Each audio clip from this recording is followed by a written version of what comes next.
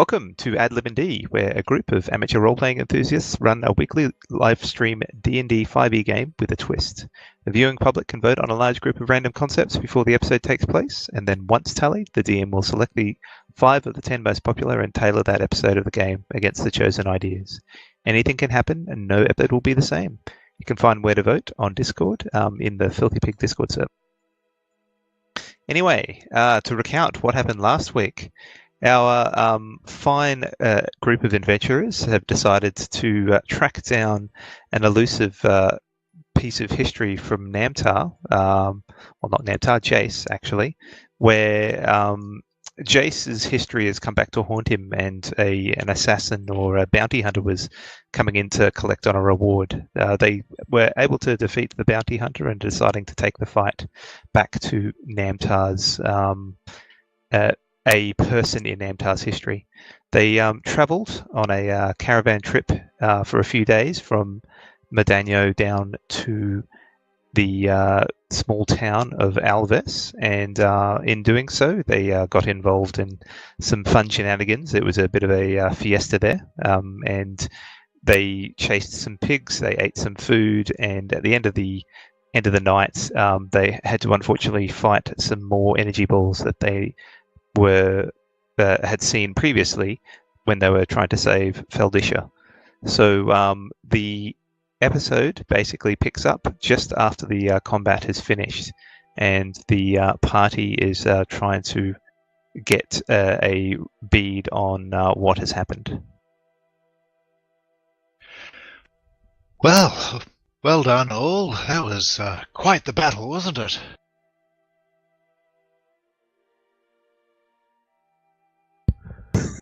A walk in the park, I think.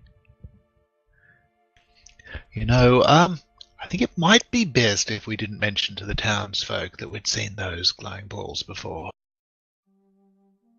I think that might be wise. Yeah, I think you've got a good plan there. That would be a mistake, I think.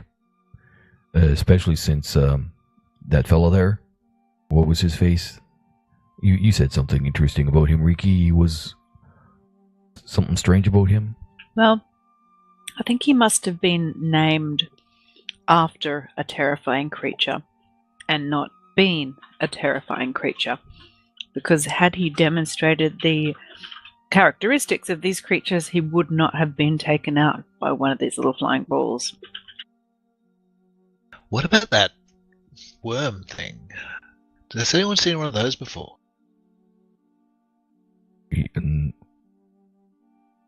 Have I seen one of those before? No, none of the party has seen something like that. Have I read about anything like that? You can make a Arcana check. Okay, I have a long, hard think about it. About all the books I've been into recently. And I roll a natural 1.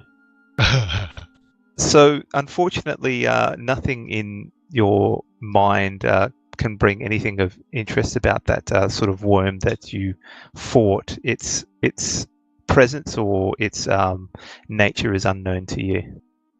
Just as you guys are discussing this, you notice that along the ground some villagers lie dead. One corpse is slowly defrosting in the evening air, and 2 of the remaining merchants and Carl look shocked at the ruination and quickly go about looking after their deceased colleagues. The smoke still rising from their charred clothes.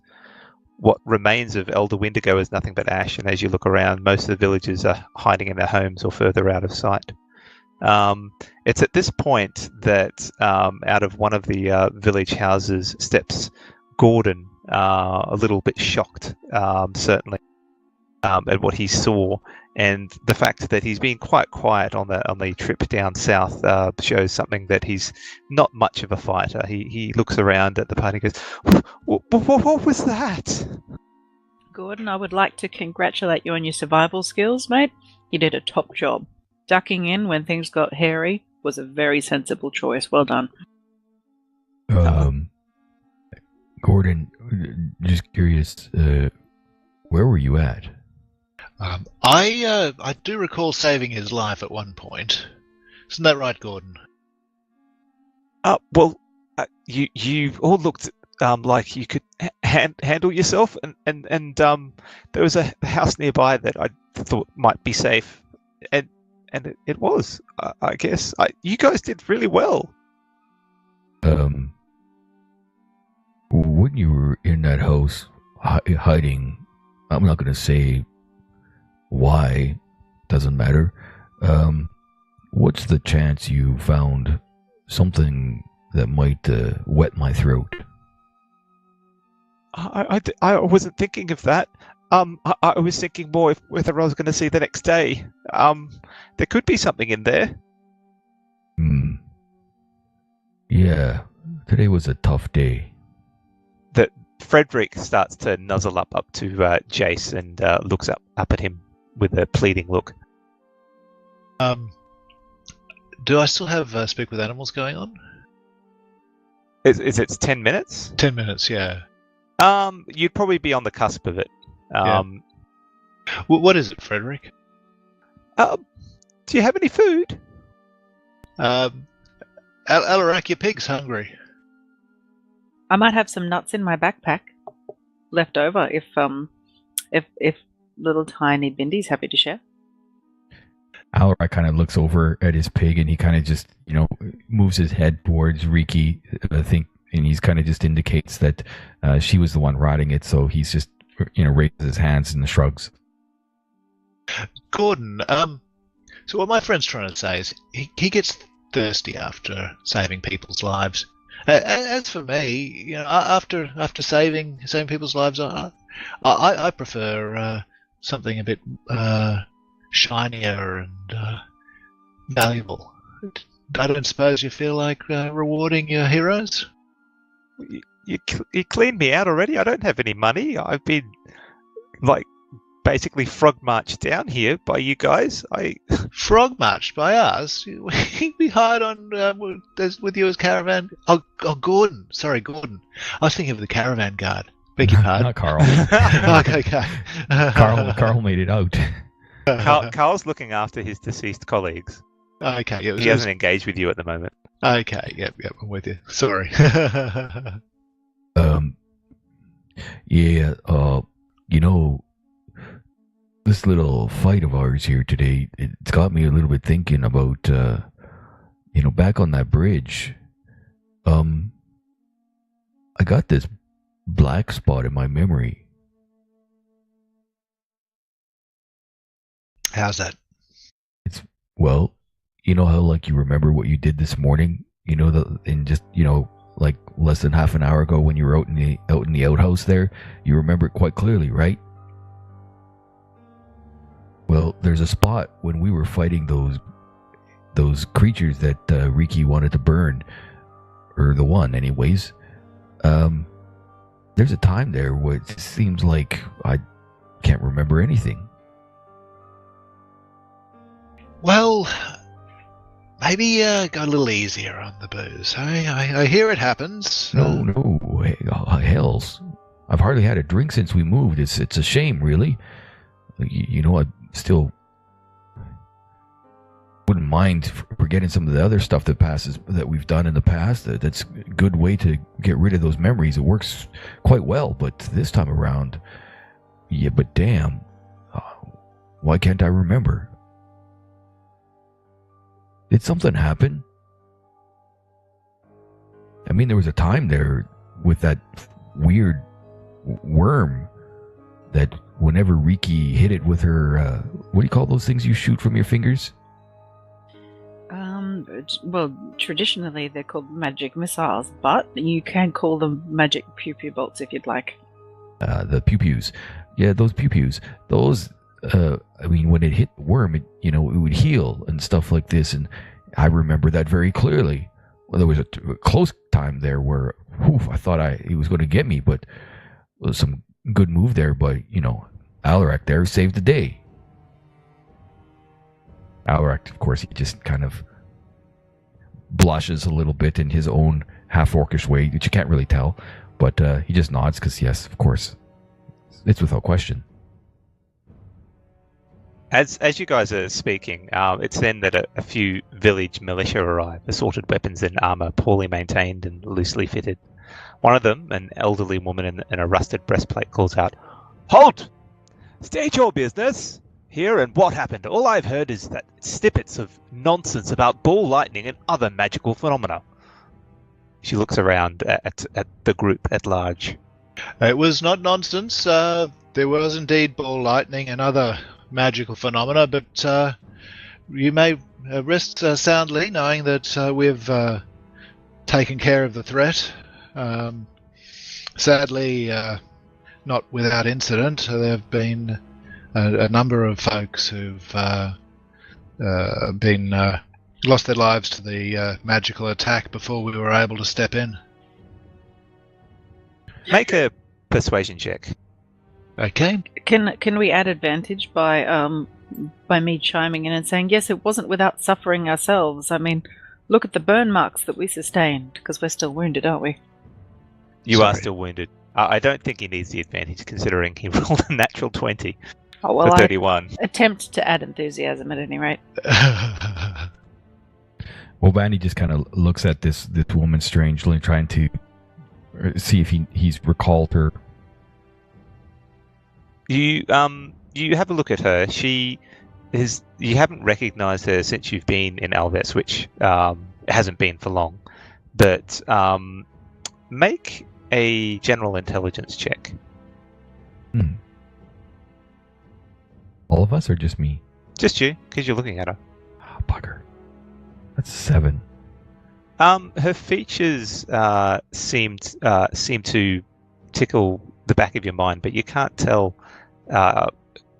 what the features line up with, basically. Like, she's related to someone that you have met or known or something like that, but you don't know exactly who it is. You said that she's an older lady? Oldish. I would put her at probably 40 or so. Who are you, and do I know you from somewhere? I don't think so. My name is Wendy Wendigo. I was here. I live here with my father. Where is William anyway? Oh, I'm so sorry. Alarak kind of just points with his strange-looking glaive. Your father, he was the first to fall in the attack. It came suddenly without warning.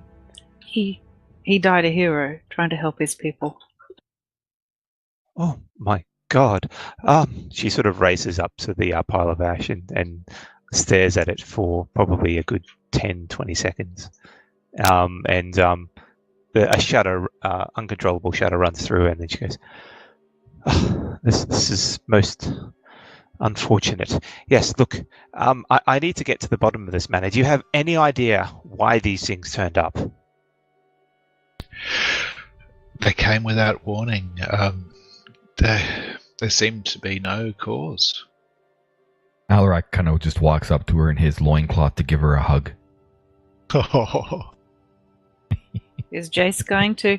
Or might I suggest that we were so inspired by his attempts to protect his townspeople that maybe Jace might pen a very heroic song to remember the lost elder Wendigo by. It might start with the words, "Wendigo, why did you go?" Oh dear. We expect one next week. Chorus to be sung by all. Wendigo, you moved too slow. So she sort of flinches a little bit at a large half-orc with vicious-looking horns walking up to her, but when he does give her a hug, she sort of falls into his arms a little bit and starts to sob a little bit. When she does that, I can just imagine Alarak kind of sitting there, not expecting that, and just lets her go. Really? Is that what you're doing? I don't know. Would he do that? I don't know. You guys, what do you think? Would he do it? I don't think he's that heartless. He wouldn't do that. He sort of like pats her on the shoulder and does his best to go, there. Of course he would. There might be a profit in it, so. Yeah, he would probably say something about, Yeah, we'll send you the invoice. Oh. I don't know which is more heartless. Yeah, probably. That might not be him. She recovers. Well, Bonnie after a goes little over while. to Jace. He's like, "Hey, Jace, yeah, I don't know if this is the right time, but yeah, make sure you, send her the invoice. Got to send her the bill. We saved the town." We did. We did. Are you sure? Oh, no, This is the no, right no, you're moment? right. That would be silly of us. That Carl, that cheapskate Carl, is going rate for fighting. Anyways, we need to find a way to keep going. I mean, we've only started this journey. That's right. Yes. Yes. So- Hopefully there'll be a new caravan. So Wendy sort of moves away from Alarak at that point and goes, well, I think I need some more time to process all of this. Can I get you guys to stay here for the night, please? I need to speak to people and find out what's going on. Please. We would be happy to assist you in your investigation, but we are strangers in town and we have no lodgings. Our plan was to move on. Where should we stay? Well, the local inn, I think it's the Drunken Sheep, that should have some places available. Well, normally it would be full at this time of year, but you might get lucky if you speak to Harold there. Well, Go ahead. Well, Wendy, as much as we feel goodwill towards you and your town, I feel we've certainly demonstrated that already through our heroic acts, and for us to stay in town at our own expense is a big thing you ask of us. Alarak kind of interrupts Jace from that. He's like, "Jace, what are you saying? We do this out of goodwill. I'm sorry, Madame Wendigo. Of course, don't worry. It was all free service." At what Jace mentions, her face goes a little bit harder, and she goes, "Look, if you're playing that, I will have to play my my militia card. Everyone here is a suspect until we find out what has happened. You certainly look like you've been helpful here, but I need to know what has happened, and for that I need to speak to people. So I would much prefer if you stayed here for the night so I can sort things out." I move up to her and I hand her 5 gold pieces and I say, much respect to the new senior Wendigo in town. This is to, help contribute towards the funeral and the memorial of your father. I'm terribly sorry for your loss. While he's doing that, I having heard Riki talk before, I'm trying to scoop the ashes up into my hands and carry them as best as I can in my robes over to Madame Wendigo. Is that what you're doing? So she looks to Reek and goes, yeah. Well, I don't need the money at the moment. I can handle the funeral arrangements. But what are you doing there, Wabani? Stop that! Oh, No, please. I insist. You've been through a lot of trouble with the damage caused today. She just brushes past you, Riki, and walks up to Wabani. Put that down. I mean, I was told that you bury your dead. I was trying to help out here and pick him up, and so we can put him into something. So, ma'am, this Wabani is a religious leader of his own people. He only intends to offer respect in his own spiritual way. I apologize if his ways seem unusual. Make another persuasion check here. Let's go, Riki. Oh, that could have been better or worse. That's a 13 minus 1 is a 12. She looks to you and sort of nods his head. I understand. Nevertheless, Wabani, please leave that to my group and my militia. We will deal with the bodies. Thank you. I much prefer that. I stared deeply into her eyes, looking at her, trying to determine if she's being serious. Roll an insight check. That's a 10. You're having a hard time trying to read how she's behaving. She seems forthright, but in the moment, it's difficult to see. Her eyes are certainly watery and red from the crying before, and she's a little bit unsteady with the current situation of what's happening. This seems to be out of her ability to deal with easily. So sorry, madame. So sorry. And I just dropped the ashes there about me onto my shoes and whatnot. Really, no disrespect. I was trying to. That's enough. But that's enough. Please, for the sake of it, just step away. She was cringing when you dropped the ash. I step away.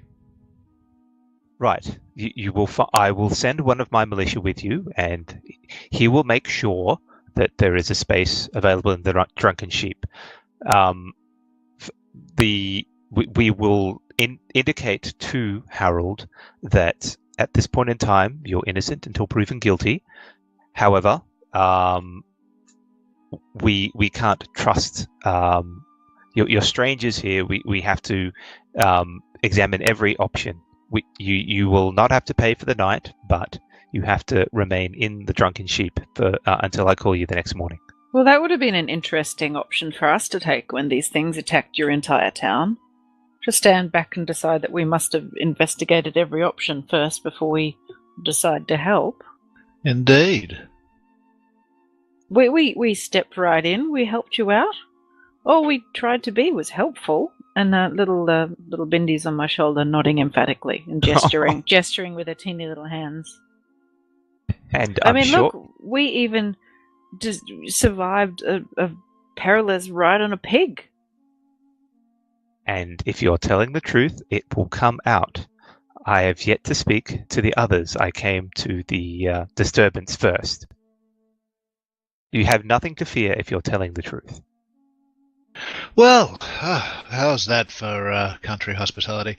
Wabani, you're severely wounded, as am I. Perhaps we can get some medical care at this inn. Oh God, yeah, that's a good idea. And maybe at that drunken sheep over there, let's maybe a bit of a drink. But damn. Oh, the burns I suffered from these horrible magical constructs that we battled on behalf of the town. Oh. You know, alcohol is great for cleaning them out, you know. Well, you know what? The money that I offered to help that they've rejected, I would suggest that we use it to buy a round for the entire bar. Well, Alarak kind of looks at everybody, and he's just like said something like, "You know, we should next time we will not assist. We will stand to the side, and unless someone offers to pay, we won't aid." Oh well, that's a bit rough, really. I mean, I can understand that we're feeling a bit affronted right now and a little bit judged when all we did was try and help. Exactly. But maybe that's the thing that we should be thinking about rather than being a bit obstructive next time, hey? Maybe we should just address these feelings of hurt by coming together and sharing around. And then we will sing our own song about the elder Wendigo and how much a band of heroes came and tried to save the day, but they couldn't. And his heroism resulted in his death.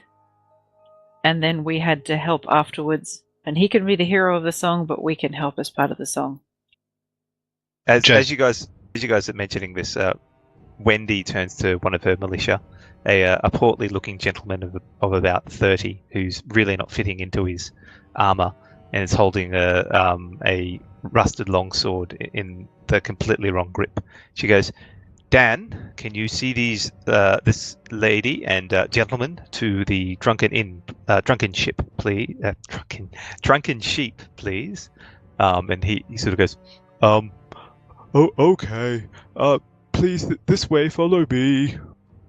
Jace turns to Wendy and says, "I suggest you start your inquiries with Carl, the caravan master. We arrived as guards for his caravan and saved his life on the road and again today. He will give us a reference." Okay, I will certainly speak to Carl. I've had a few dealings with him, so I will be able to trust what he says. What was her full name? Was it Gloria Wendigo? Wendy Wendigo. Wendy Wendigo. All right. WW. Shows how terrible and not enough prep time I had that I came up with that name. Does she have a brother or a son called Wayne? Possibly. Willie. And then there's Willie and Wanda. Wilfred. Warren. I call him Wendigo. Will for short.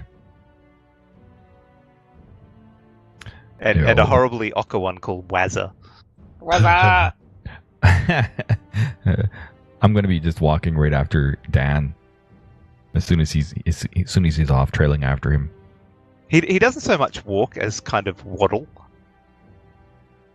He's certainly on the portly side and goes, "This way. Yes, this is the main road that leads to the drunken. Oh, you don't need to know about this, do you? I'll just be quiet." Congratulations Dan, on your maybe- clearly prosperous town, Dan. Maybe he should be sharing a little bit of his food with Frederick, who looks like he's got none. Oh, no judgments for this man's prosperity. It might be a slow metabolism or something. That happens. So Gordon's following just to a step behind Riki at the moment. He whispers into Riki's ear and goes, you guys did save the village, didn't you?" Yes, we did, but sometimes, flying magic balls make people a bit silly. So I might suggest that we just kind of hunker down, lick our wounds, have a few drinks, and sing some merry songs. Okay, I think I can do that. I think you can too. I think, we've got our physical wounds, but looking at you and the way you're shaking, I think you need to recoup something too. He sort of Gordon looks a bit surprised and looks down at his arms, and that they are visibly shaking at the moment. Yeah, that's good. Yep. After about 10 minutes, Dan brings you towards a inn that's really. It's a larger building. It's a stone building amongst most of the wooden thatch of this small village, and it's 2 stories. It's has a slate roof, and there's a lot of decorations that set up along this building due to the fiesta that was going on. And Dan sort of goes, "Yes, that's the drunken sheep there. I'm going to go inside now and talk to Harold. Please follow me." He sort of waddles along up to the door and opens it carefully and then walks inside. Oh, let's follow him. He looks like he knows how to have a good time. Not sure about that, but yeah, I guess we could follow him. So the rest of you follow him? You're not making any sort of escape attempt at this point in time? No. No. All right. Just checking, that's all. Jace isn't angry, just disappointed. That's worse. Has after the globes, everybody's the place, we were in the village green type thing, and everything is completely cleared out. Yeah, that no one is out and about at the moment. Everybody's hiding in their houses. So, are there any kiosks or tents or something? Or not tents, but tables out with maybe, maybe they were selling some alcohol or something that I might kind of grab as we walk by? We just arrived at an inn. But he doesn't have to pay if they're out in the open. Make an investigation check. All right. Here we go. Investigation. Oh, scheisse. That is a 7. It's quite dark as you head towards that, or as you follow Dan, and there are some stalls open. Well, not open, but left discarded as people have raced to hide in their homes. But nothing immediately stands out as something selling alcohol. Right.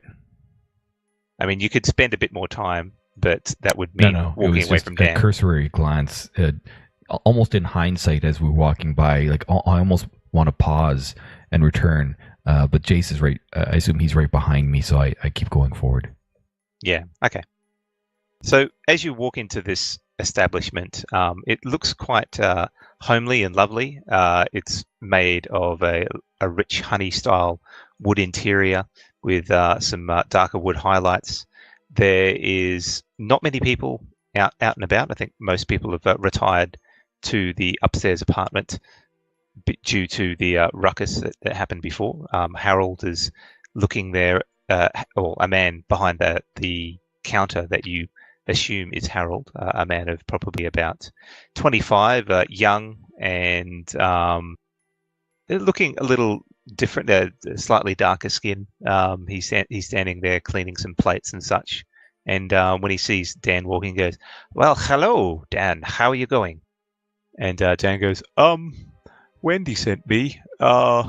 It seems that these strangers here need a room for the night. Well, I haven't got any rooms. You know, it's the Fiesta del Equinoccio." I know. But she said that they could stay the night for free. And Harold looks at Dan and starts to scowl a little bit. "Oh, this Wendy. I will have to speak to her in the morning. Anyway, I think I might have one room available. The people seem to leave in a hurry just tonight. How are you? What are your names? My name is Harold. How are you going?" Just before I answer, is there like more people in the inn? Like, are there I'm listening. Just because I just want to make sure that if there's like any serving ladies there, I just got to make sure I warn Jace that he shouldn't be seeking Lady seeking savers to heal his heart. Why am I This evening. not? There is only Harold there at the moment. No, Oh, good. there are no patrons. They've retired for the night due to the unusual circumstances. I walk up to the bar. I assume Harold is behind the bar. Harold is behind the bar. Yeah. Hey, hello there, Harold. I'm Wabani. What's on tap?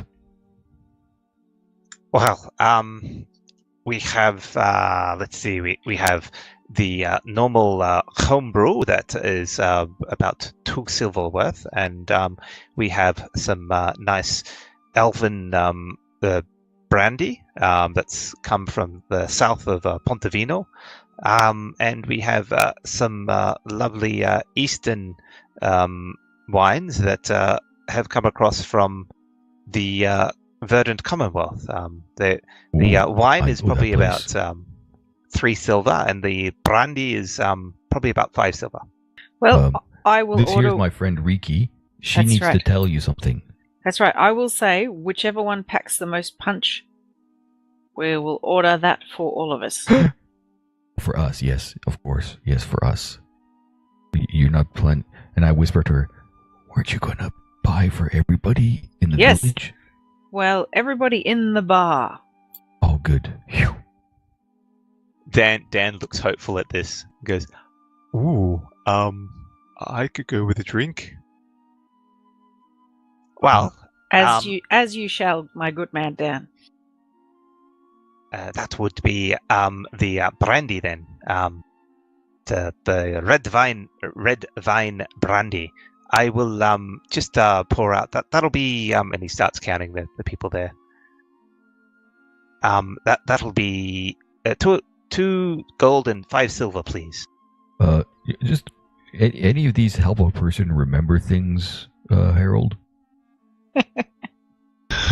Usually my patrons drink this to forget.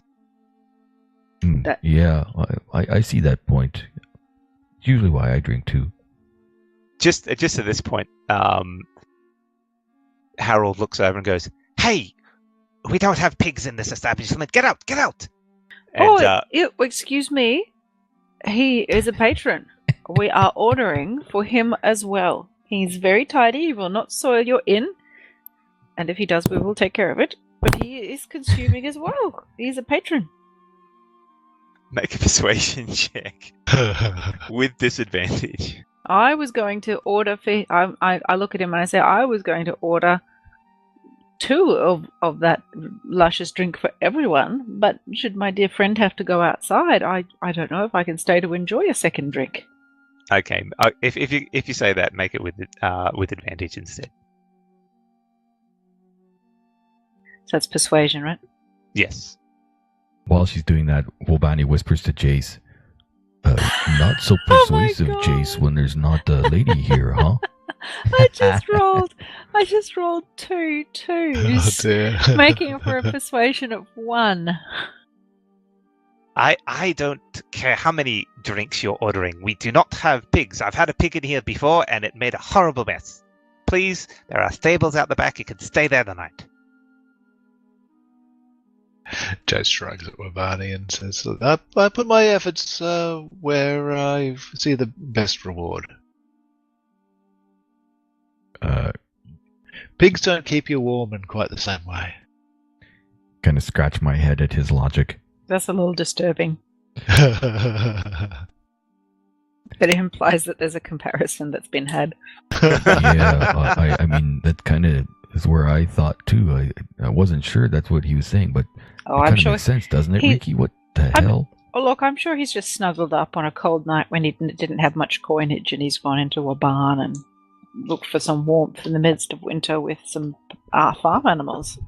Well, Jace is a very liberal half-elf. Is it common further south, Jace, to sleep with animals? Well, Barney, you're missing my point. How scared does the pig look at this point?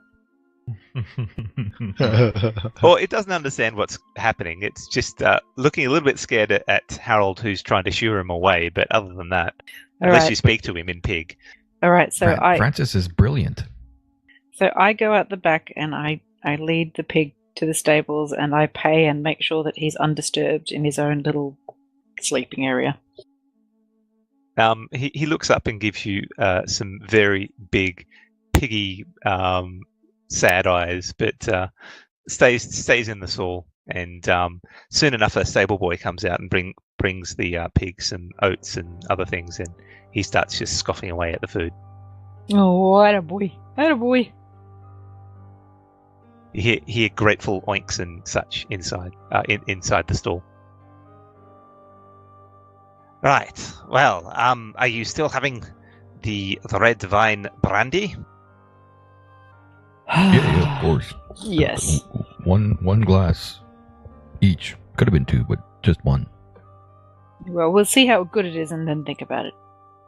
Okay. So you hand over the 2 gold, 5 silver? I do. Excellent. I'll just organize it for you. And he pulls out this lovely looking bottle. It's got an intricate pattern within the glass itself, and there is a rich red looking liqueur inside, and he pulls out some nice fine pewter cups and starts pouring a nice measured amount within each and goes, "Here you go. Do take it easy. There is it's quite strong, but once you get past the first hit, it goes down nice and smooth." And Dan sort of picks up one of the pewter mugs and then just sculls it and then goes, "Oh, Ooh, that's nice. Well, thanks everyone. I'm going home. Yes. And with that, he walks off unless someone stops him. Oh, Dan, stay and have a drink with us. Really? How much is he bringing to the party right now? Oh, he seems like a fun fellow. He does. He's got a lot of weight to throw around. Let's get him really drunk and see what happens. Okay. He sort of thinks about. I've been caught in the past with Wendy, but no. Okay, yes. This is too much to miss. And he walks over to a table and sits down and looks very happy. Ooh, caught in the past with Wendy. There's a story here. Okay, Jace buys the next round and he gets down a double. So that'll be 3 gold. Okay. And he takes this one a little bit slower, but only a little bit slower, and goes, that's nice. Yeah. So, how long are you guys staying here for? Yeah. Well, it's really up to your boss, Dan, but maybe you can help us with that. Oh, I mean, I could help, yeah. What do you want me to do? Well, I want you to tell us what she's like. I mean, you said you got into trouble with her at one point. We know. Come on, tell us the gossip. And little Bindy's nodding her head quite enthusiastically. Make a persuasion check. Oh, this is going to go really well. He's drunk. Do I get advantage? He's not drunk yet. He's only had 2 shots. He might be a little bit in it, Anyway, okay, so this is... Well, let's see what the dice do to me. Come on, dice! He looks like a person who enjoys his drink. Alright, so his primed liver is untouched. That was an 11 minus 1 for a 10. So he looks to you, Riki, and goes, well, I really shouldn't say. Maybe later. Well, it's interesting. I don't see many gnomes come by here. What brings you to Alves anyway? As he finishes his cup. Oh, Jace wow. gives Wabani a meaningful look. Oh well, it's a lot less interesting than you might think. My village was a bit dull. I had some magical ability, and I wanted to go out and see the world and learn everything that I could. I like helping people. I like helping small animals. I saved little Bindi here. Her family had been killed by a cat. It was quite distressing. So I've saved little Bindi. I've raised her from a teeny, whatever you call it, teeny baby squirrel. I wish I knew the term for that now, but I don't. Squirrel it. It's probably something like a pup. Probably. But I raised her from a teeny extra cute little baby, and she's been with me the whole way, and now I'm traveling the world and learning what I can, and one day I'll go back to my village and help contribute to making it a better place. But for now, I'm learning. It's very gnomish, really. I respond as Riki's talking, as like, yeah, you need to look at her book there, Dan. And I look back at Jace and his meaningful look, and kind of give him like a little bit of a nod, and I touch my left eyebrow with my index finger, and I kind of say, Jace, business cards. Where's our business cards? Oh yes, I've got a new word for you. I've got a new word here for you. Piss kidney. How's that one? So, at that meaningful set of looks between Wabani and Jace, Alarak sort of rolls his eyes and goes, right, well, next one's mine. Back in a sec. And he toddles off to get another set around for everyone. So I'm gonna deduct 3 gold from his inventory. Yep. Excellent. So more doubles for Dan. Exactly. He won't mind. He's not here. Yeah. As he's off buying some more drinks from Harold, I also look at Jace. Didn't he used to have a sword on his backpack? Whatever the hell happened to that sword? The one from the, that furry crazy beast that we killed? Yeah, I think there's a story there, but he doesn't want to tell me. There was some weird noises coming out from his room, and then all of a sudden his sword's gone, and he's got that polearm. But He sold it? That son of a bitch. I don't think he did. We went out looking for someone to convert it for him, and came back without any luck. And then the next morning, he had that polearm. Make a general perception check, Wabani. Oh, okay. That's a 22. As you're having this discussion, your eyes wander to the back of Alarak, seeing the glaive sitting there, and you recall how the great sword looked. There was intricate runes along its side, and it was sort of a dark grey colour with the pommel having a red jewel on the end, and this has very similar sort of markings on the blade, the colorings, and the wooden handle is a shade of dark red wood. So there are certainly similarities there. Will Donnaru's wonders never cease? Can it be? Anyway, as this happens, Alarak comes back and slams the pewter mug in front of Dan and goes, wrap your laughing gear around that. And Dan obliges and takes a swig a little bit slowly, but he's starting to get a little bit tipsy. Well, but I absolutely try to match him. Well, since you're not getting a double shot, you're easily able to match him at the moment. But can I get you to roll actually, everybody who's still drinking, because this is your third shot, start rolling constitution checks to see how you go. 19. I'm starting to learn how to handle my liquor. 13. Ricky, not so much. And It's not much of Alarak?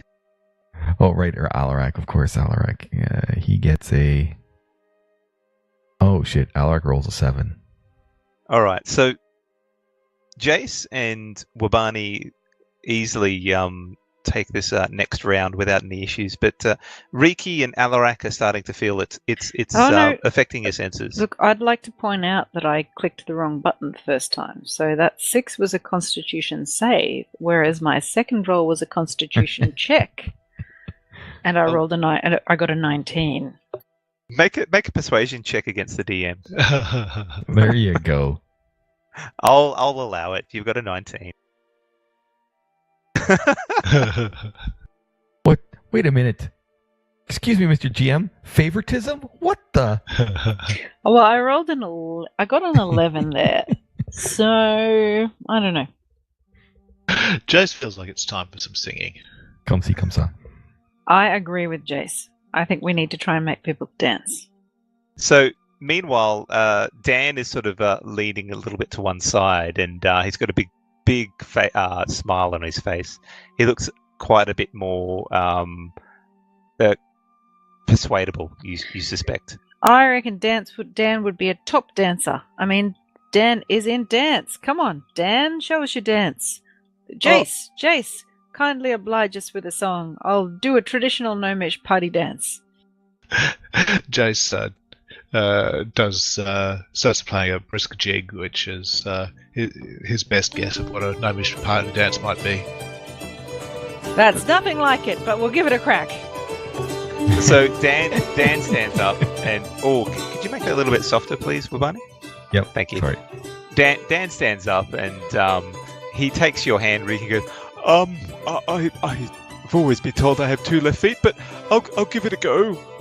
And he starts dancing with you with a local dance that you recognise, Riki. But at some points, due to your height, he sort of picks you up and swings you around in the air, and then drops you down. He's relatively clumsy at this point in time. Please don't kill me.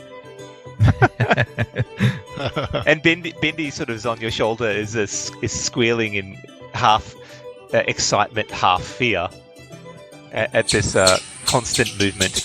It enriches your life, Bindi. Hang on for the ride and enjoy. At this point, I'll Dan join is them on the starting dance to floor laugh. because I'm just having only experienced dancing with a young lady earlier on, I'm totally into it. So Dan is having a good old time, and he goes, "Oh, this is so fun! Oh, Wabani, come join us!" And he grabs your arm, and you start making a sort of a circle spinning around now. Polka dot time. And so you start spinning around a bit quicker, and then back and forth. It's a good fun time. Can I get everyone to make a performance check to see exactly how well you do? Oh, If only the pig was still here, I think. that is an 8 for Wabani. And for Alarak. Oh, is Alarak dancing? Oh, yeah, maybe you're probably right. He probably wouldn't be. You look over, and Alarak is face down on the table snoring at the moment. Yeah, that totally makes sense. He's out of it. Meanwhile, Jace is playing a wonderful rendition of this local country tune. Riki is doing her best, and she is seems to be quite dexterous, and Dan is keeping up step for step with her. And even though he has a large, portly form, he's relatively nimble on his feet for someone so large. Wabani, on the other hand, is your knowledge of the song is troubling you, and you just can't keep the beat as well as everybody else. 2 left feet. And as the song ends, he goes, "Yeah, that was awesome. Wendy never lets me do that." And I look at Dan. Dan, look. Come over here. Now take a look at this here. And I pick up my robe to show him the lower back of my part of my back. What is this on the back of my lower back here? Is that an ogre? An ogre? Damn. No. Is this like one of those magic eye things where you have to stare at it long and it comes out 3D? Oh God! But it's a tattoo, though, right? It really is a tattoo. Jeez, damn, you're drunk. Oh, Ogre? it's a Fucking tattoo. No, it's an elf. Yeah, it's an elf. Yeah, I don't know why he's grimacing though. Oh Lord, what happened to me? Why do I have these blank parts in my memory? Right. I think I need another drink. He goes, "Oh yeah, a drink would be good." Wendy never lets me drink.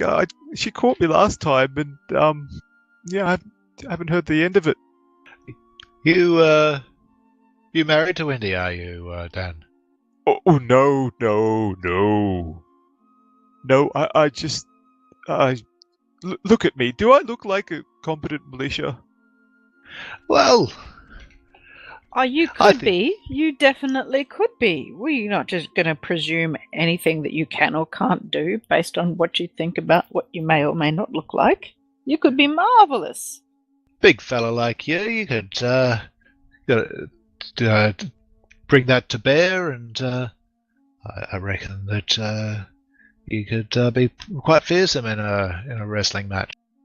Oh, you're so kind. You're my friends. And he sort of stumbles towards you, Jace, arms outstretched. Give us a hug. Yeah, Jace gives him a quick awkward bro hug, and says, "So Dan, what do you reckon the best way is to get Wendy off our backs? You know, you know us now. You can tell that we had nothing but the best intentions when we leapt into the fray to save your villagers, your friends from the village. How can we get her to see that?"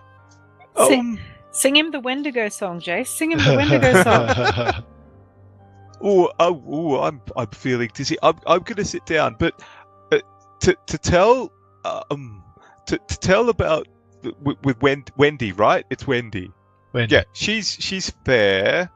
And if you tell the truth, it'll be okay. Yes, okay. Do you like her?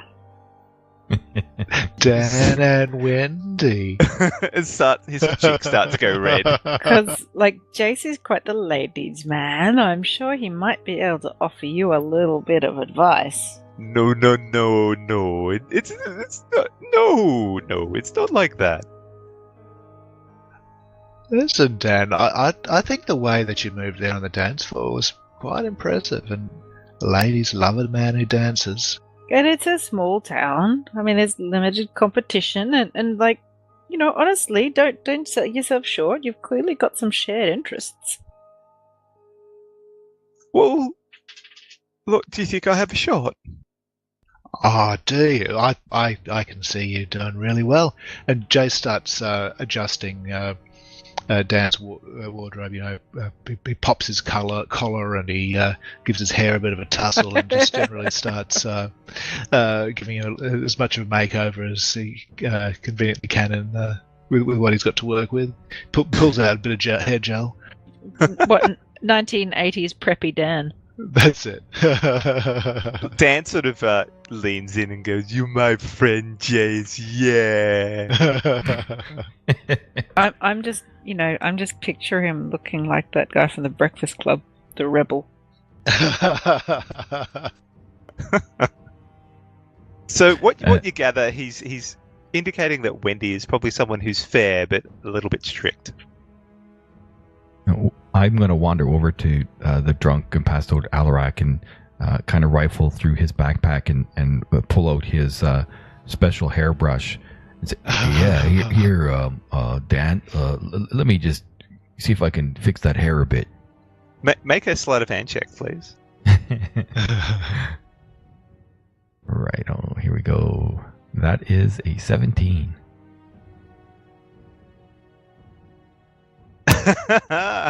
He rolled a 23 perception. With disadvantage due to being intoxicated? Yes. Where's the intoxicated on Nalara? Come on. All right. Drop the effect. Oh, natural 20's the second one. Oh. You're terrible. So Alarak goes, hey, what are you doing, Wabani? Out of my pack. Oh, Alarak. Trust me, we've known each other for 3 years. I wouldn't do you wrong. Okay. So I use prestidigitation to help tidy him up a little bit, and little Bendy pops onto his shoulder and adds a bit of zhuzh to his hairstyle. Is that for Dan? Straightens his moustache a little bit. Well, it's certainly not for Alarak. Well, Alarak has got that fine beard. Alarak looks to you, Wabani, and goes, "What do you want?" Oh, yeah, never mind. It looks like Riki's taking care of business, and looks like Bindy's got it well in paw. Oh, okay. Well, look, I am going upstairs. I need to sleep this off. You better. And he sort of stands up, staggers, runs into you, Abani, and straightens up a little bit, and then starts walking like he's a man on a swaying ship, and back and forth, and then reaches the stairs, starts going down the stairs into the basement, and goes, "Wait, no, that way," and then turns around and heads back up. Hey guys, I wonder if there are any tattooists in town. I look by the over end of the at campaign. Riki. Why do you say that? Oh, I'm just curious. You're looking for a tattoo? Well, you have just been showing off your tattoo, Abani. Yeah, I mean, Bindy's jealous. I can't remember when it got that. Damn, it's not quite like, I have little bits of recall of this and that, but it's not like on the bridge where it's just blank. Damn, strange things are happening since I met you, Jace. Not so much since I met you, Riki. It's just been ever since I met that guy. Well, Barney, I think strange things might have been happening since you met my hip flask.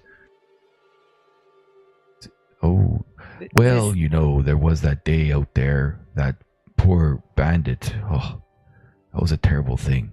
Has this just turned 180 into an intervention? No, intervention. Whatever for? Where's that other drink I ordered? Harold, can I get those? Yeah, another. No, not the brandies. Let me try that other one that you're telling me about. The one on tap.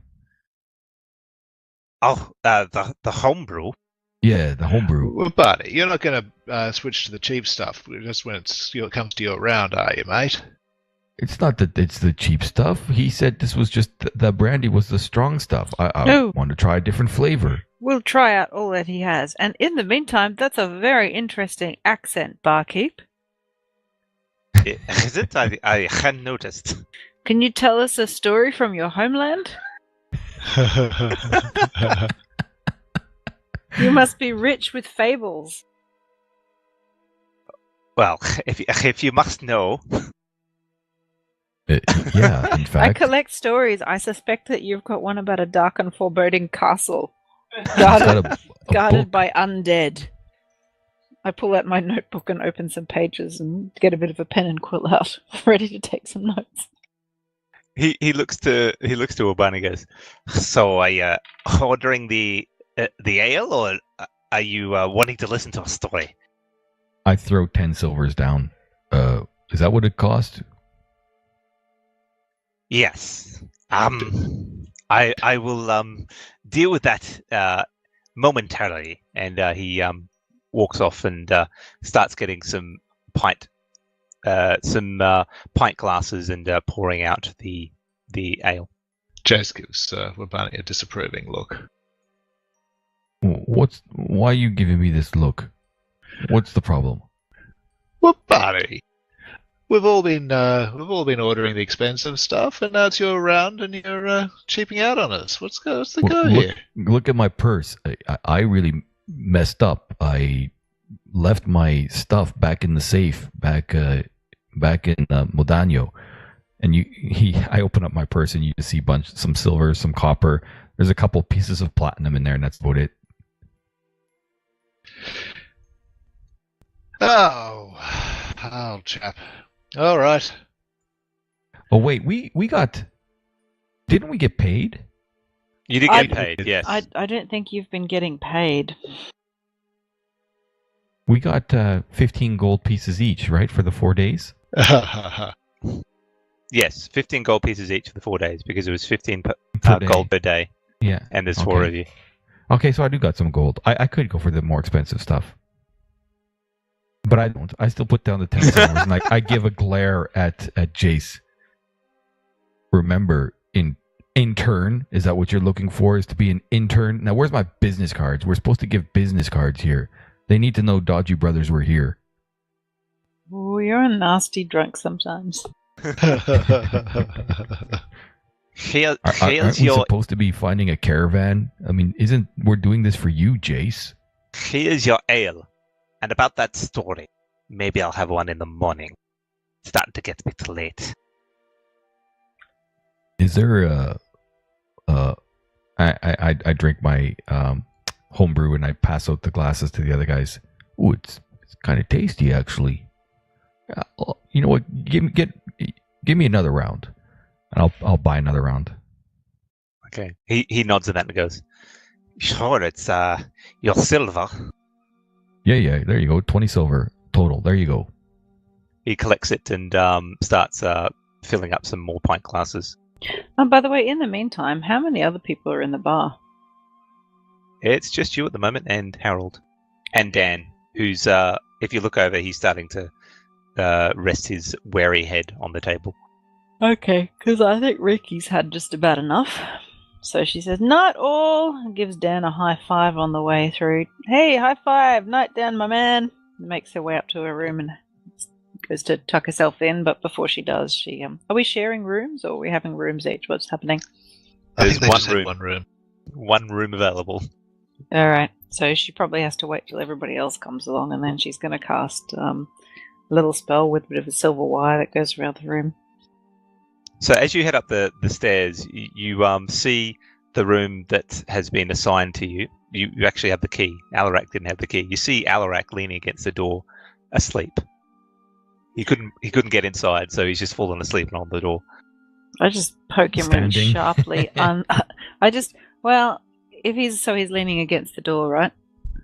He is, yes. Okay, so I just unlock the door and push it open. He stumbles, and there's only one bed in this room, and he starts wandering towards that bed. Do you do anything? No, I say, hey, look, Boom. Alarak, over there in the corner. You should sleep there. He kind And of bleary-eyed looks at you and heads over there.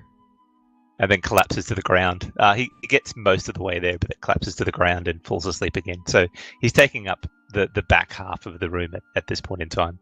Are there any extra blankets or anything? Can I cover him with something? Tuck him in a bit. There is a small cupboard, and when you open it, you find some blankets. It's still the end of summer, so it's not particularly cold at Okay. night. When A bit you of say a his small chain cupboard, loincloth got chinked a little bit when he dropped down. oh, that's awkward. So I don't correct that. I just cover him with a blanket. So when you say a small cupboard, are any of the shelves small enough for me to sleep on? Yeah, I think so. You could probably get away with it. Okay, so I line one of them with a blanket, so it's a little bit soft, and I curl up on the shelf in the cupboard. Bendy sort of hops off and then gets onto your high side shoulder and sort of spins around and around and around and around, and then it just plops down and falls asleep. But I should be able to cast that. I should be able to cast alarm. Can I set it so that it won't go off if those? I can't really set it so the people who are expected to come up won't set it off, right? Can I? I'd have to wait till they came up here. Well, let me have a look.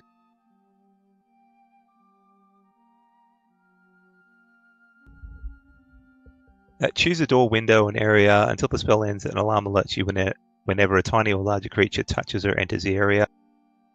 When you cast a spell, you can designate creatures that won't set it off. So you also choose whether the alarm is mental or audible. So no, you can choose whoever you want. So who are you choosing? So I just choose that our normal party won't set off the alarm. Okay, so that's Alarak, Jace, and Wabani? Yes. All right. So as you're doing this, downstairs, what are you, Wabani and Jace, doing? There's still Gordon, who's sort of hunched over in the corner, looking a little bit sad for himself. I think Jace is just about done for the night. He finishes off the beer that Wabani just bought him and says good night and heads upstairs. I'll go over to Gordon and I'll be like, Gordon, you've got an important job. This is for Riki. You know, you need to respect her because she will cast her pew pew on you if you don't. Francis, you will have to stay with Francis tonight and make sure that Francis is okay. Who's Francis? Francis is the pig. That's Frederick. But you said Frederick was the old fella. Yes, but Alarak has named him Frederick. Oh, don't you remember that? I thought we should change it to Francis. Well, I changed it to Francis, but Alarak stuck with Frederick von Swine. Frederick von Swine. All right, so yeah, you need to stay with Frederick and make sure that von Swine is well taken care of, so that Riki and Alarak are happy. Wait, what? No, I was going to stay up there with you. Gordon, don't push your luck. Make an intimidation check. I crack my knuckles. You seen what happened outside?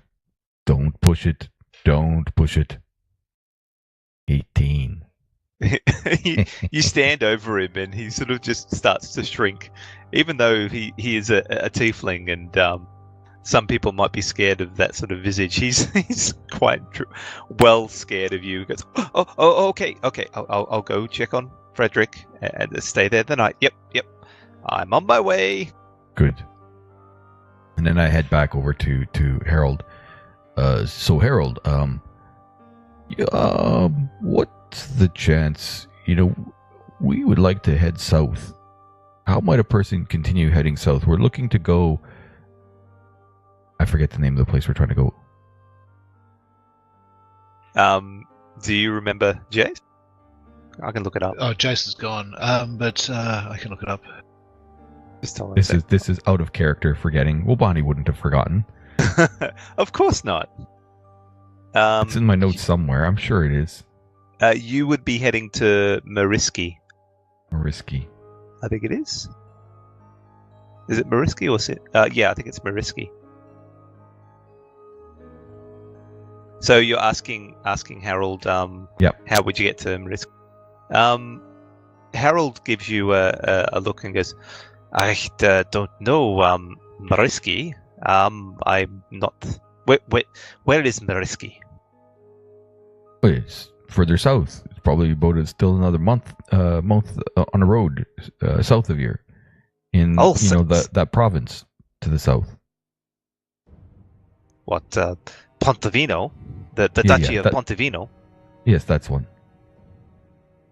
Well, I don't know much about Pontevino, but I think that there's not many caravans heading south. I think Carl comes down, and that's about it. He'll be heading north soon. Oh, so what? It's not normal to have caravans heading south? No. It south of here is wooded area, and it's quite lacking in civilization. So most people, when there's a lot of people traveling, do they go by stagecoach or just on horseback? Whatever they can use. Walking, horses. There is a local stable. You could buy some horses. Damn, this is not fortunate. And with that, I head upstairs to join my companions. And if Jace is in the bed, I will I'll look at him in the bed with his golden locks, and I'll push him onto the floor. So, Jace, you would have taken the bed, I assume, considering Alaric's in the corner. Absolutely. Are you still going through your bedtime ritual before you go to sleep, though? Oh yeah, yeah. Jesus. I mean, Joe's sitting there, brushing his hair and sitting on the bed, of course, just going through his stuff and just generally getting ready for the evening. It's like an hour later when I join you.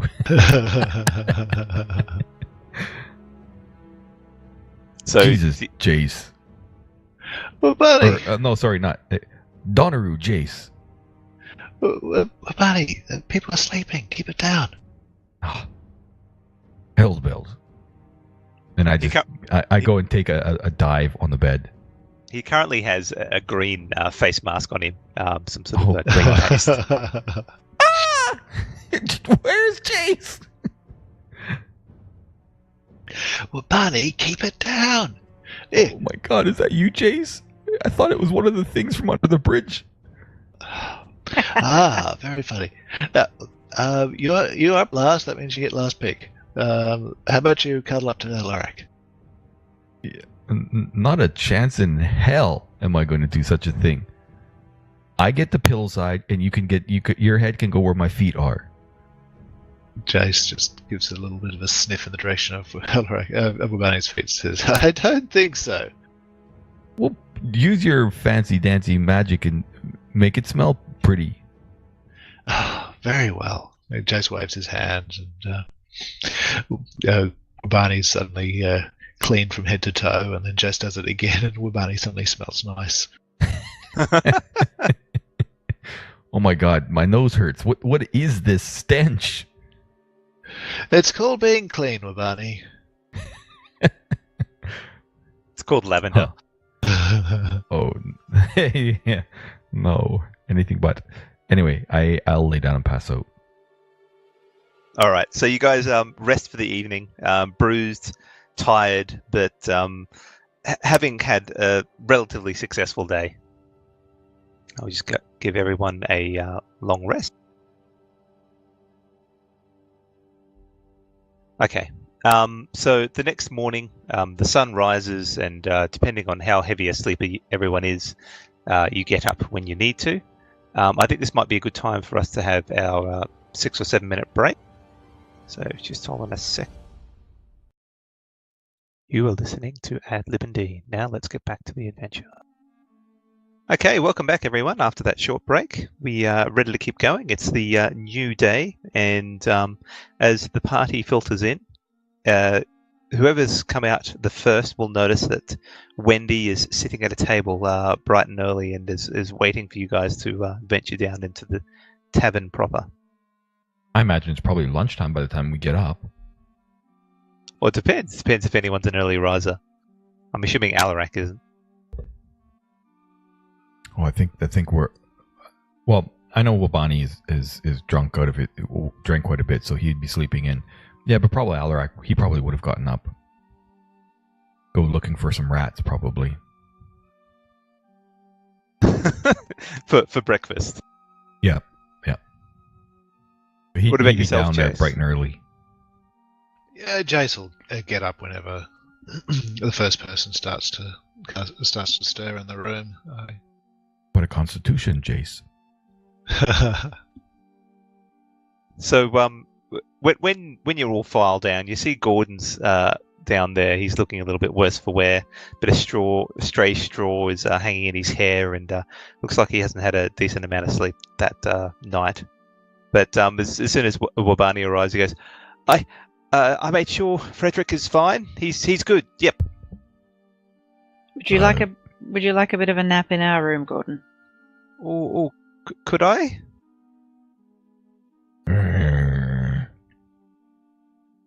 I think that's only fair, really, if we're finished with it for now. Jace cleans him up first with prestidigitation before he's allowed upstairs. Thank you. I'm a bit tired. I was speaking with Wendy. She's happy for me to not be involved. Anyway, I'll be going upstairs. Bye. And with that, he sort of stands up and walks off. And Wendy looks towards you, goes, "Well, it was quite a night.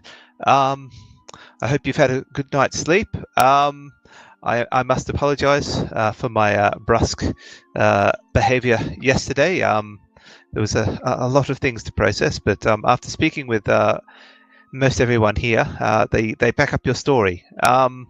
Do you have any idea where these things came from?" They materialised out of thin air. They didn't seem to approach from any direction in particular. They just No. Come now, Jace. We know exactly where they come from. were Barney. They were there. They weren't there, and then they were there. Lord and Lee. Of course they come from Lord and Lee. Oh, you have to forgive my friend. He is a little touched in the head. I'll give you touched. And I fold my fingers down and I count 1, 2, 3, 4, 5. I see. Well, I haven't been forthcoming about all my direct relationship with my father, but suffice to say, it was a bit of a rocky one. He got mixed up with some undesirables, I believe, and I have a feeling that what happened to him last night was a man who got in bed with the wrong group, as it were. Would you agree? He seemed like a decent fella. I mean, although Riki kind of figures he would scream and run around and scream a lot. You mean all that death and destruction was to kill your father? What fiendish criminals would do such a thing? Well, I don't know, and I've been wanting to find out. I went through his belongings last night, and I found this note hidden in one of his old wizard books, and she passes it over to you guys. It could have some information that might be helpful. Wait Wait Does a anyone minute. take it? Jason, Wait a take it minute. and start reading it. Lovely information. That would be very helpful. Thank you. By the way, have you seen Dan this morning? No. He didn't report in this morning. I hope he's okay. You haven't done anything to him, have you? Oh no, Oh. we really like him. We think he's a stand-up guy. I see. Well, I hope he's feeling better. He's needed on watch tonight, so he better shape up and be ready. He likes you, Wendy. Is that so? I don't know why he shared those feelings with you, but I can safely say our relationship is platonic. Oh, he seems like as Ricky said, a stand-up fella. Well, that's entirely your choice, Wendy, and we completely respect it. But you should be completely true to yourself. Perhaps he may have his feelings slightly hurt when you let him down. So be firm and let him know where he stands, I guess. Still, there are dark days ahead, and best not to walk that path alone. I think we'll keep my private life where it should be. Private, thank you. Let's focus on the job at hand here. Oh, well, you see, Wendy, we're here with no business to occupy us. We seek for fulfillment where we can. Well, I mean, what are you asking, Jace?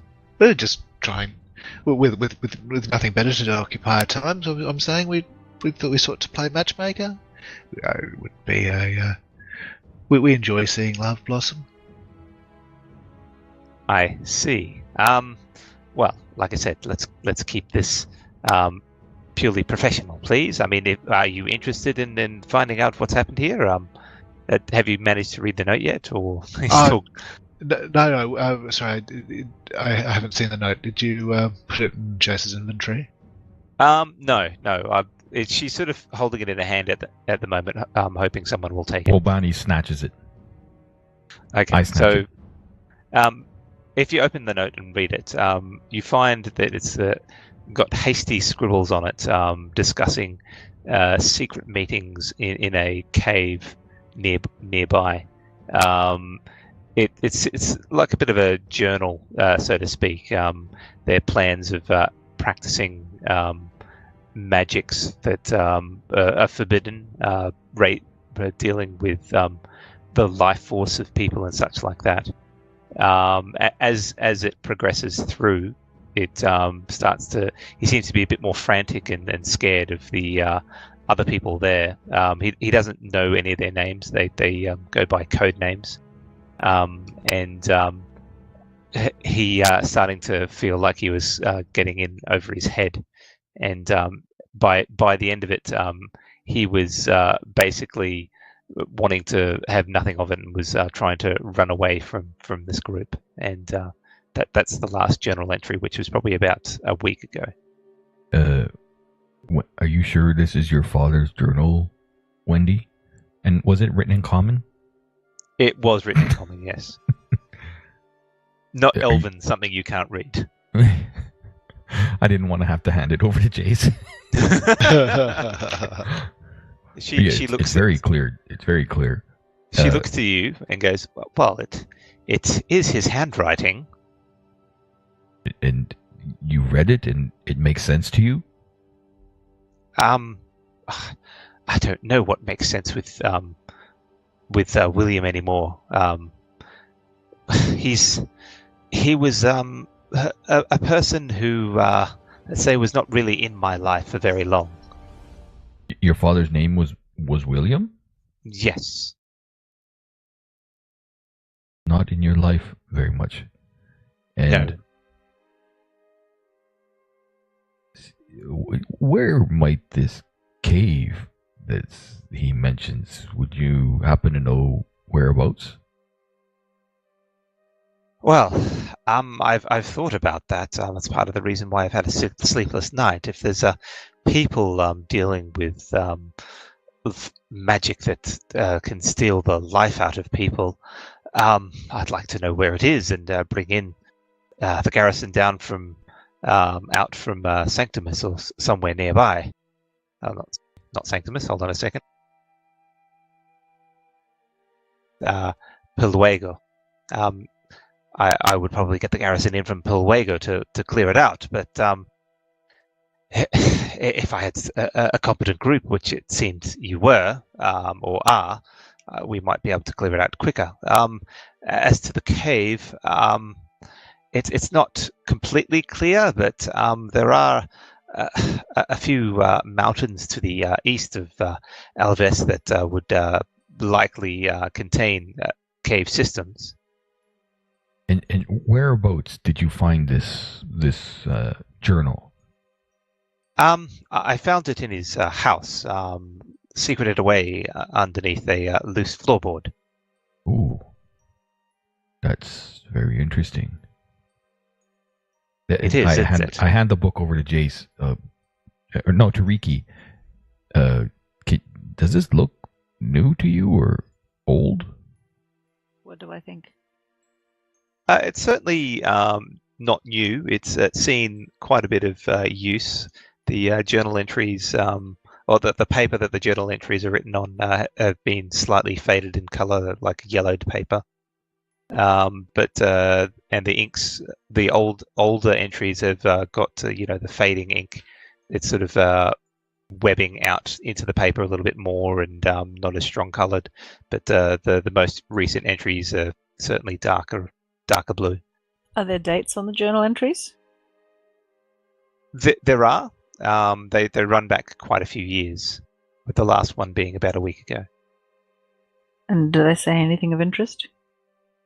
Just what I covered before. Basically, he was interested in dealing with a group that were working on arcane magics that dealt with the life force of humanoids and such, and how to manipulate that. And it goes on where he was feeling getting too deep and wanted to pull out, and then he was basically running scared away from this group and feared for his life.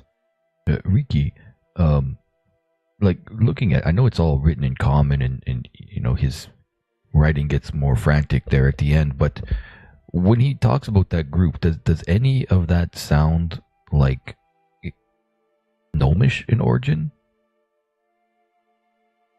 Does it? Well, that's an interesting question. I don't think so. It's got Cordwin Brown written all over it. I mean, did Cordwin Brown have any aliases? There is one of the code names there is a Mr. Brown. Whoa, Mr. Brown. What do you think? But they all go by colours. Oh gosh, really? Yeah. You see that? We're in a Mr. Tarantino film now, are we? Everyone dies at the end. I know a Brown. I know a Brown. It's got to be him. Oh, this cannot be left alone. We need to go.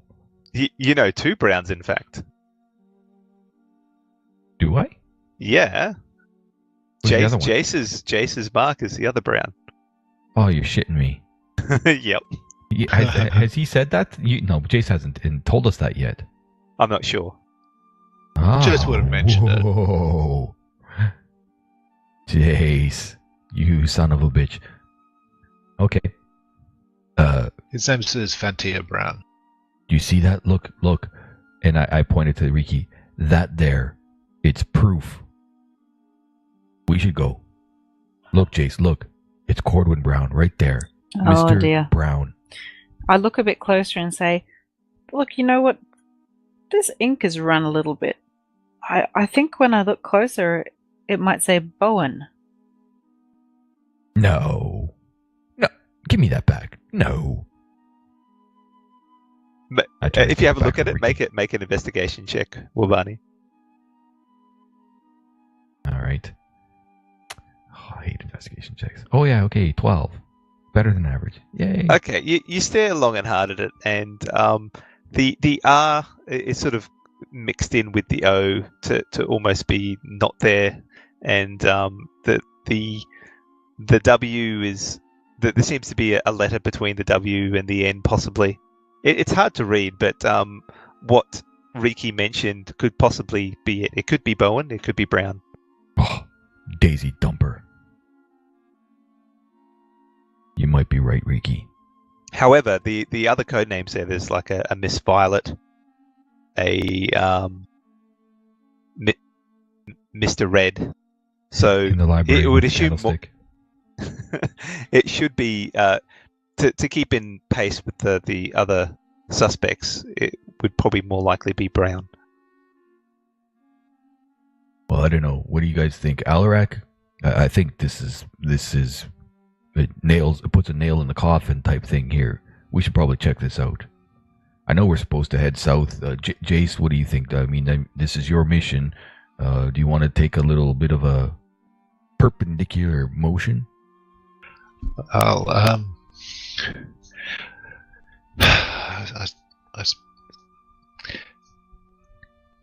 am troubled by what we've read in that book, and if these people are prepared to lay waste to a whole village just to kill one man, these are truly evil people. Still, I think we should ask for a fee if we are to take the job. And Alarak pipes up about wanting assistance to head south, like a carriage or something, or wagon. So Wendy looks at you and goes, "Well, we can sell you horses if you're heading south, but the stableman may have a wagon. I'm not sure. I have to speak to Robert." Wendy, it sounded like you were offering us a job before. One doesn't typically do that to suspected criminals. Does this mean we're in the clear? Yes. Certainly it didn't look like you were involved outside of keeping the enemies at bay, and it is much appreciated. And if you were to take up on this offer for me, there could be 60 gold per person available to you.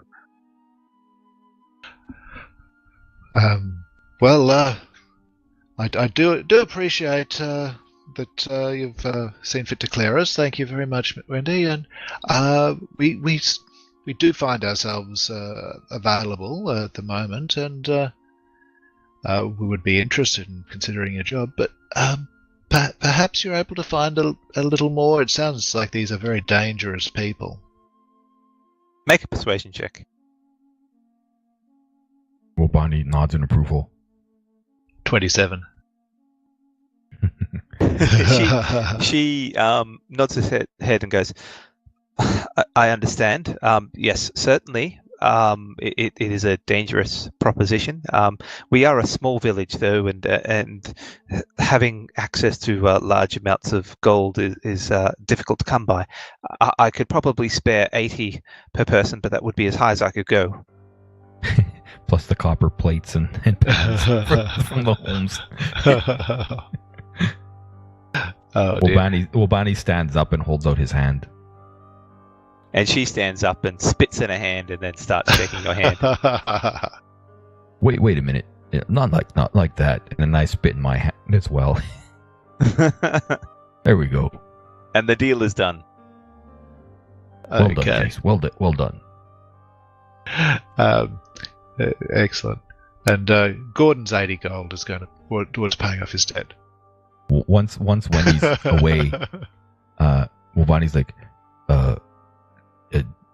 this clearly must be related to what happened in Modanyo. But where's the Lord and Lee connection here? I don't see it. Way out here in a small village? Modanyo's huge. What the hell? I do not understand. Seems like it's some sort of cult. I think the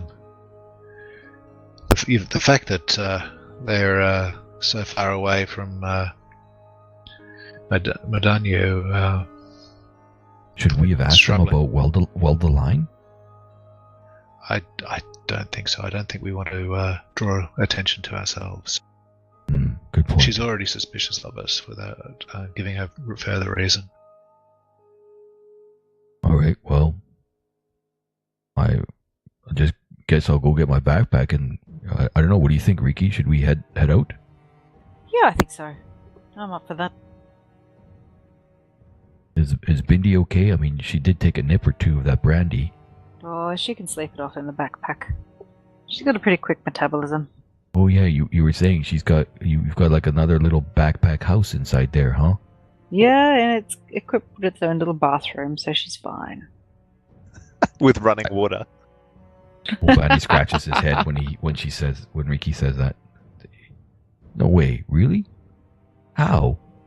No, just a little teeny like bucket that she can use and we can clean. Oh, There's no I was like, actual bath in there, no spa.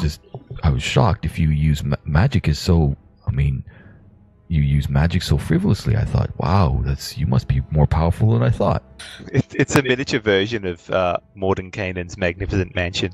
That's exactly what it is. That's when I'm going to get that spell and I'm going to use it for my squirrel. You've got plenty of practice because this one doesn't cost you a spell slot. So when you do get it, it'll be extra marvelous. Oh, and it'll be full of squirrel helpers. That's the reason I don't sleep in there. That's crazy. Awesome. I go get Bindi, my on the other hand, invites all sorts of squirrels in there. Yeah, I think the pig might spend some time in there too. Oh, yeah. You know that, Gordon? Look, your job, Frederick the swine. I don't think should she come with us? I don't know if we should bring the pig with us. And then I look back at Gordon.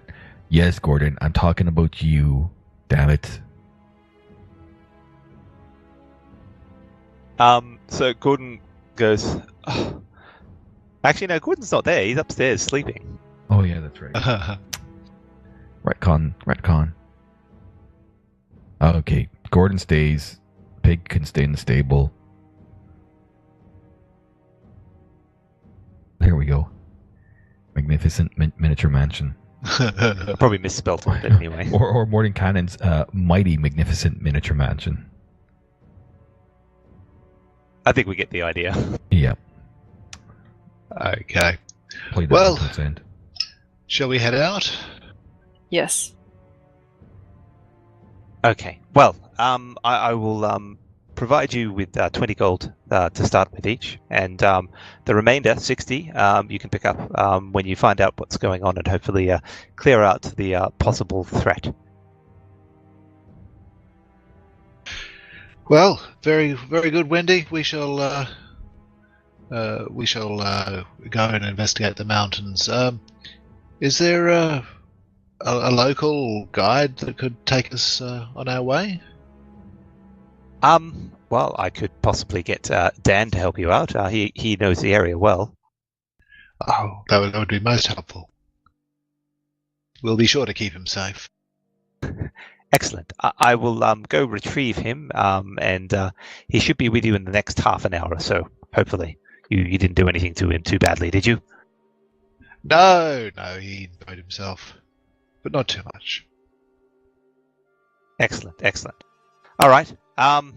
Well, I'll let you hold on to the book. I think there's some cryptic instructions in there on how to find this so-called cave, and hopefully they'll be of use. I'll scratch my head. Cryptic instructions? Oh, damn. That's definitely not something I can do. Alaric goes, I'll leave it to me. I'll have a look. He comes in and picks up the book and starts thumbing through it. Yeah, Alaric, I remember throwing the safe against the wall. I don't think this will work. I think this needs to be in Riki's hands. And I look over at Jace. Well, God, even Jace. What you think? What you think you can't? You don't think I can handle it? I know you can't. You threw the safe against the wall. That was a perfectly valid option. It opened. Well, kind of. No. All right. As you like. Let's just go. Okay, so you wait. Are you going to go retrieve Gordon, or is Gordon going to be sleeping it off today? Do we trust him to stay here? Well,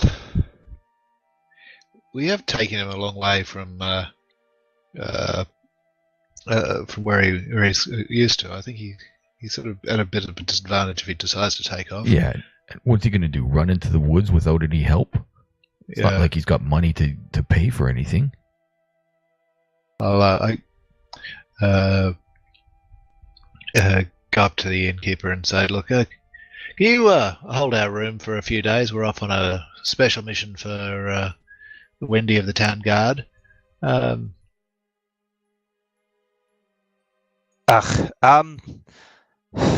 Okay. Gordon will be staying here, as will the pig.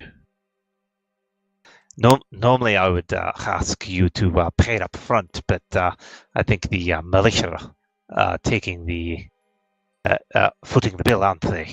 That's true. Fine, I'll talk to Wendy about it. Alarak will throw Gordon's backpack on the counter. Just kind of nod his head and indicate, watch that. Gordon would have taken that up with him. No. Alarak went and retrieved it. Oh, did he? Yes. Not leaving it with Gordon. Well, you would have found Gordon asleep on the bed. Yeah, will Bonnie be like, did you take his clothes too? Well, no, steady on. It would have been good if he took his clothes. He would never go with naked. Look, that might be your fetish, but it's not mine. Fetish? These... Strange. Anyway. Okay, Jace goes up to and wakes Gordon roughly and says, Gordon, we're heading out of town for a few days. You're staying here. We expect you to be here when we come back.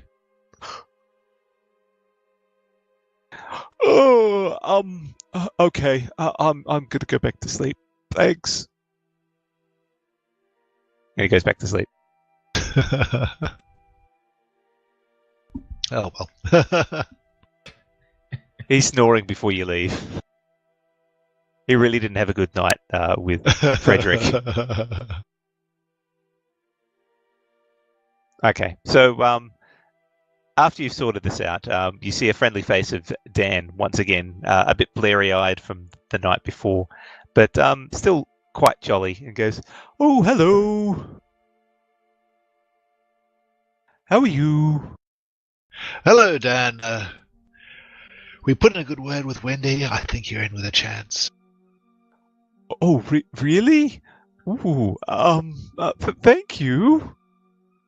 She said like wonderful things about you. Like she said something about you and being and platonic. I think that's a very good step, don't you think? She said platonic. Yeah, that's a good thing, isn't it? No. He looks very sad. What do you mean? She seemed quite serious when she said platonic. It's a good thing. Just stop talking about it, please. Can we do this? I look over at Jace, puzzled. It's not a good thing, Labani. Oh, shit. You notice a tear rolling down his cheek. Oh, I'm so sorry about that. I'm sure it's okay. Just stop talking about it. We should go, and then he starts should forget all about it. He just collapses on you, and he's quite a heavy man, and it starts bawling his eyes out. I pay Harold for brandy time. Harold, give me a brandy, a double. That'll be 1 gold. Yes, here you go.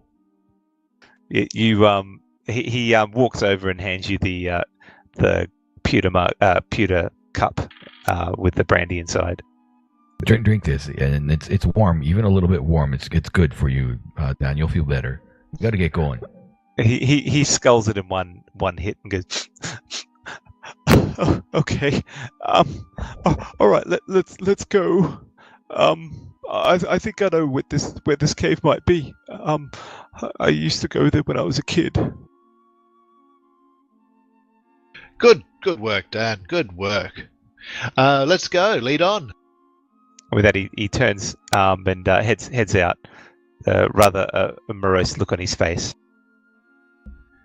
I turn to Riki, and I whisper, "You don't think that Dan was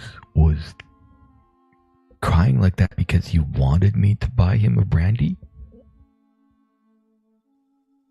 I just kind of look at Wabani, pat him on the shoulder, and say, "We'll sit down and I might explain it to you later." Yeah, please do. Okay, so Have you ever really, really, really wanted something? Yes, not to be ostracized, and I mean, I think that hanging out with you, different people from different races, is a good thing. And have you ever really, really, really wanted something and then thought you might get to have it and then somebody turned around and took it away from you?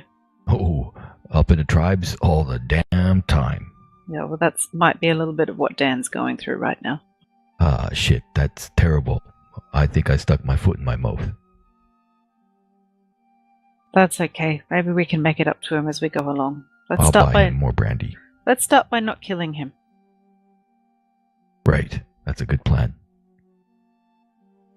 So you head out into the forest, and the hills to the east of Alves, and you walk along for the next few hours. It's a lovely day.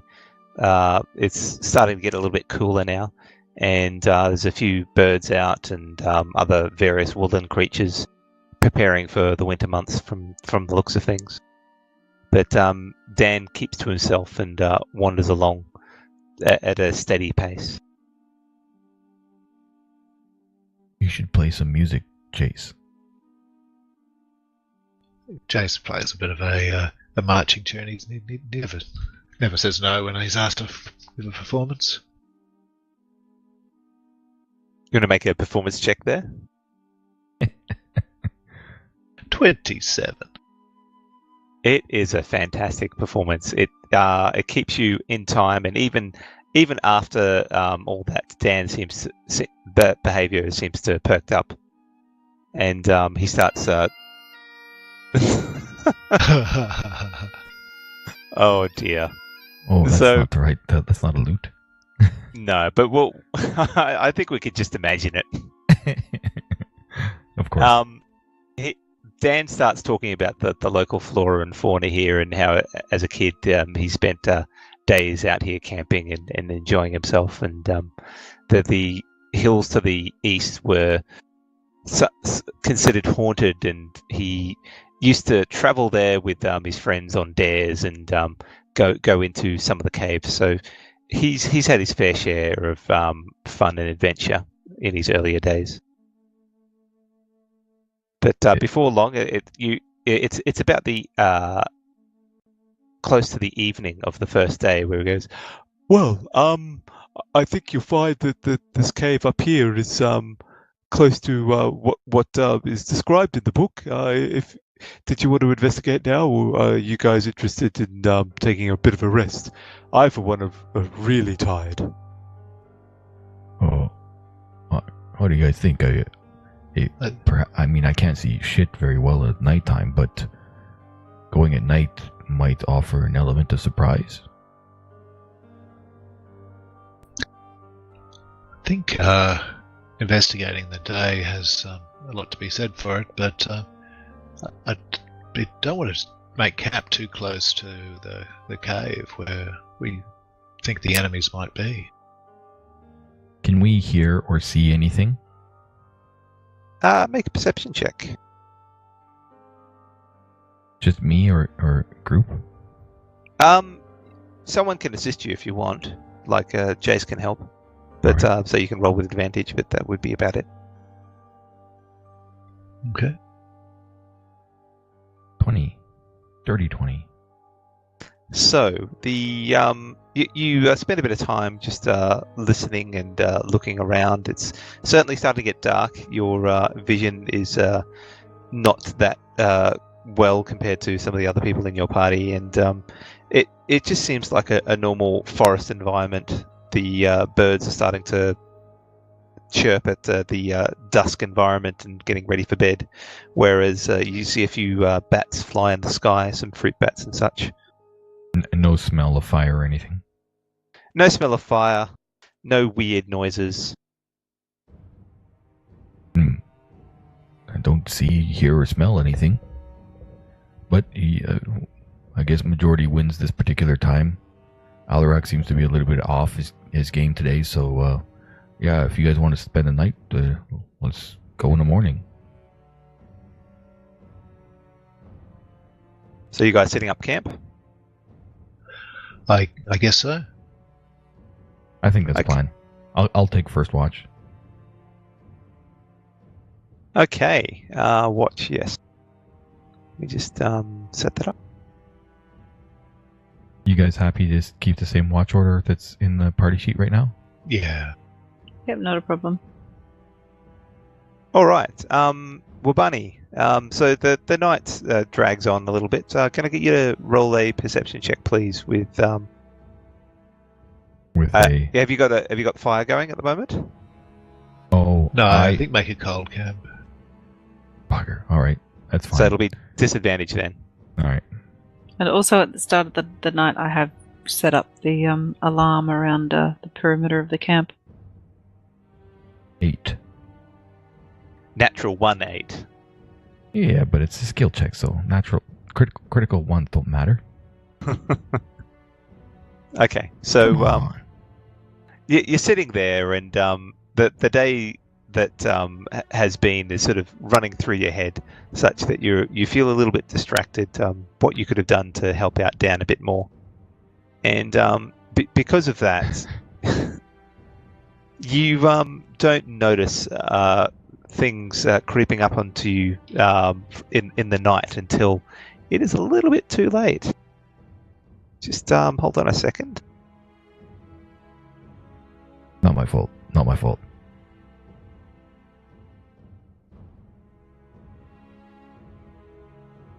Can I get you guys to place yourselves where you are around the campfire, although it's going to be dark? All right. Alarak will go, I guess, on that side, and I'll be standing on this big boulder over here.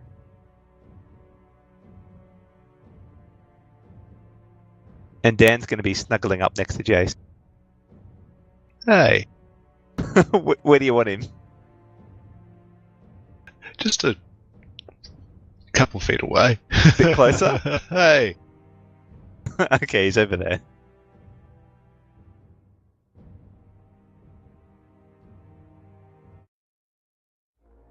Okay, can I get everyone to roll initiative, please? Ooh, lovely. Uh-oh. 9. 5 for Wopani. 7 for Alarak. Pig's not with us, is it? Pig's not with you, and Gordon's not with you. I might just remove Pig.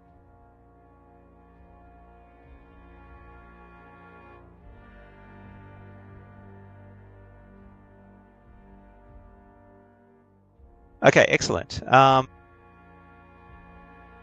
So you're sitting there and ruminating about what's been happening, and so you don't notice until it's almost upon you. Well, I was going to say Dagobah, but Wabani. I got these lock tokens. Hang on.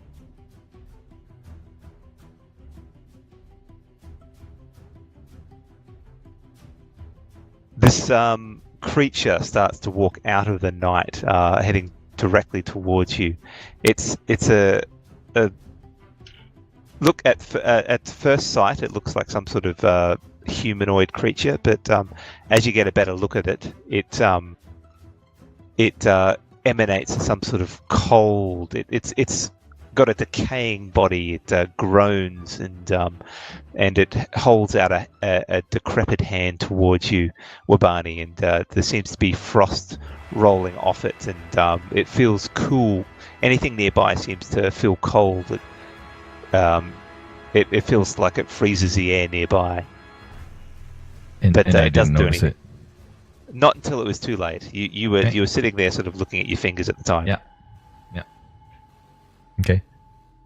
And all these things seem to have rolled really good initiative.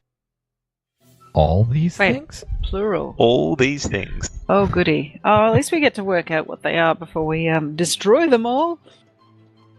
And then, as that creature moves up to you, you hear something off to your east, groaning as well. And then something flies towards you, Wabani.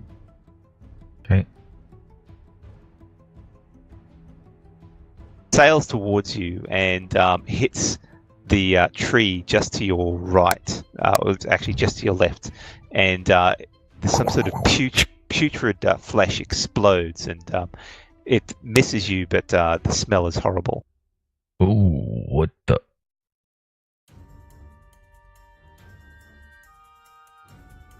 Can I shout?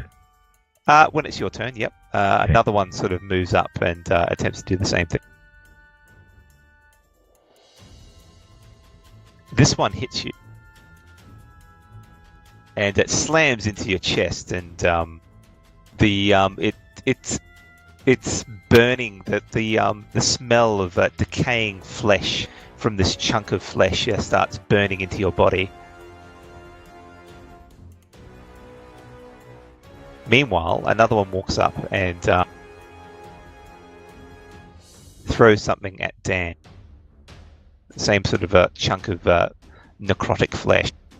It's Are gonna be they outside of our visible fire's range? That's why I can't see. correct. They're outside your range Right, at the moment. yeah. Okay. Unless you bring some sort of light to the party. All right, so he's going to attack Dan, but it's going to be at disadvantage.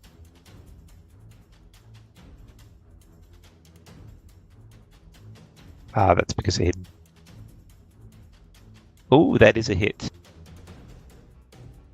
Poor Dan gets hit. Is it just one question? I mean, wouldn't everybody except for myself be prone? That's correct. That's why it rolled at disadvantage. Ah, okay. So this another putrid piece of flesh flies towards Dan, and he cries out in pain and then collapses to the ground, unmoving. Oh no! Oh no! And finally,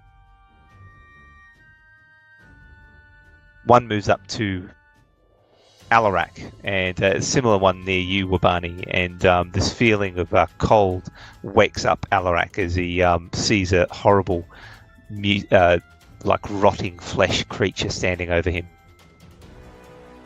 Riki, I reckon you would have woken up by all this noise by now, so what do you do? Okay, Riki takes a pretty quick gauge of the situation, thinks that she's backed up between... she doesn't think she can do much for Dan at this point, except for try and take out whatever's going on. So she looks across and casts haste on Alarak. And I think she stays where she is. She's pretty much backed up.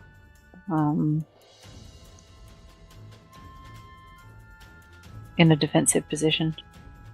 Okay. Jace, you wake up to groans and moans and the feeling of a coolness nearby.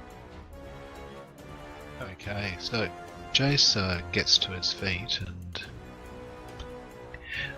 pulls out, picks up his crossbow, which was laying next to him, and takes aim and fires at zombie number 2. Okay. Now, both you and Riki have dark vision, so I'll just reveal a bit more of the map for you now that you're awake. Oh, what are the zombies wearing? Any armor? No, they don't seem to be wearing anything. Any armor seems to have rotted away years ago. Tacky clothes. Jace is horrified. I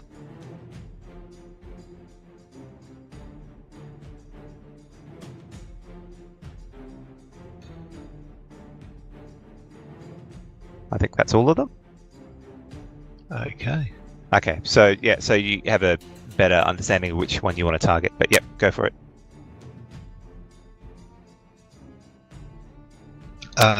So yeah, Jace might keep that target, but he calls out, there are others in the distance closing in.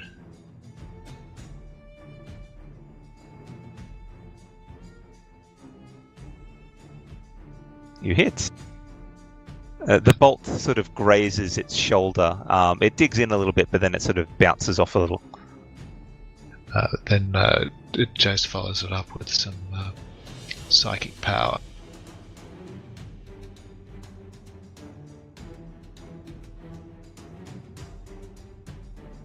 It seems to take the damage and ignore it. Its target is Alarak. Okay.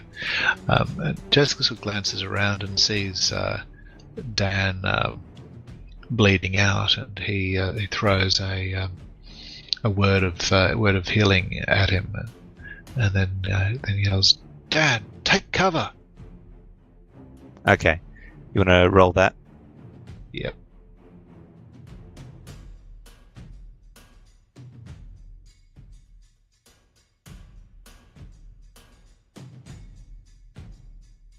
Fully heals him.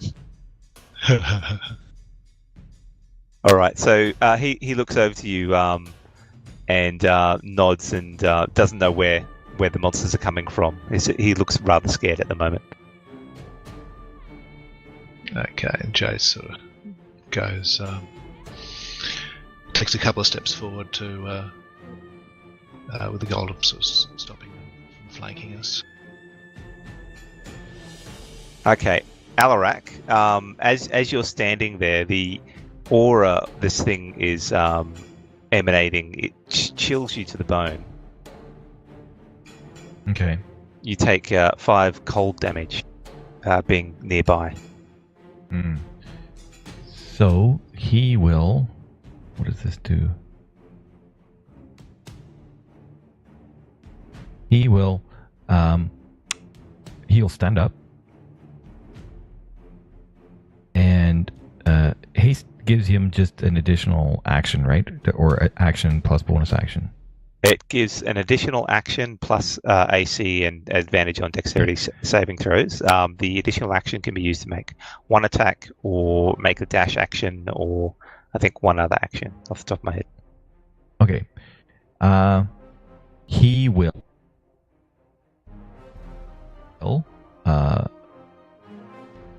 Zephyr's Strike on himself, which is, and as a bonus action, and then he will Planar Warrior Smash at this one who's zombie number 2 who's in front of him. Yep. So he attacks. Control left click. With he grabs his pole arm and he swipes at this guy with his pole arm. And it connects. Okay, so I do that.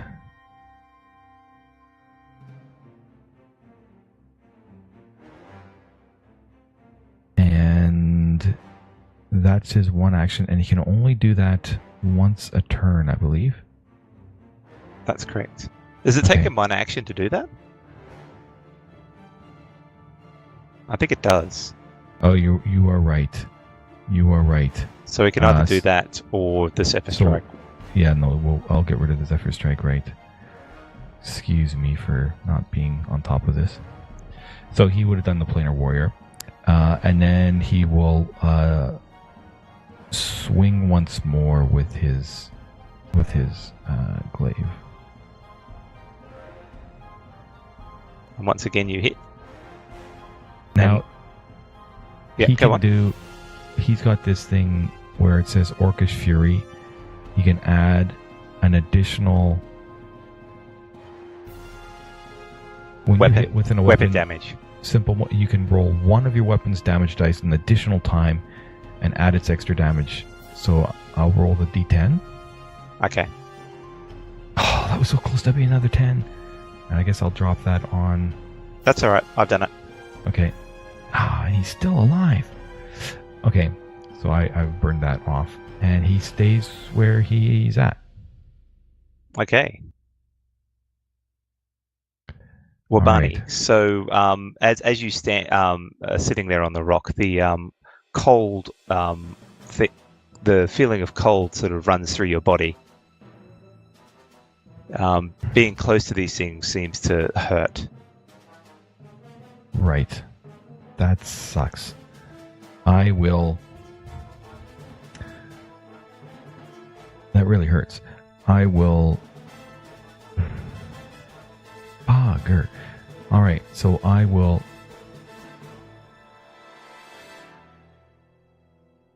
No, it's too late to me take a reaction. I should have took a reaction right away. I yell, wake the camp, we're under attack. Because they already are. And then I will do an attack action with my Hungamunga. I will swipe at this one who's beside me. Oh, for God's sakes. That's an 8. And then I will burn a key point to do Step of the Wind, which allows me to disengage, and I want to get... I'll get over here beside, just in front of Riki. Yeah. So that was my action. That was my bonus action. And I was like, that's it. Okay, Dan looks around and decides to... Hang on. Okay, he is going to run off into the forest to the right. You lose sight of him in the trees. The zombie that moved up to you, Barney, continues its onslaught towards you. Damn it. It seems to have a level of single-mindedness and goes, and it tries to hit you with its decrepit fist. But you're too quick and dodge out of the way. Phew. Meanwhile, a couple of more fetid pieces of meat fly towards you, Wabani.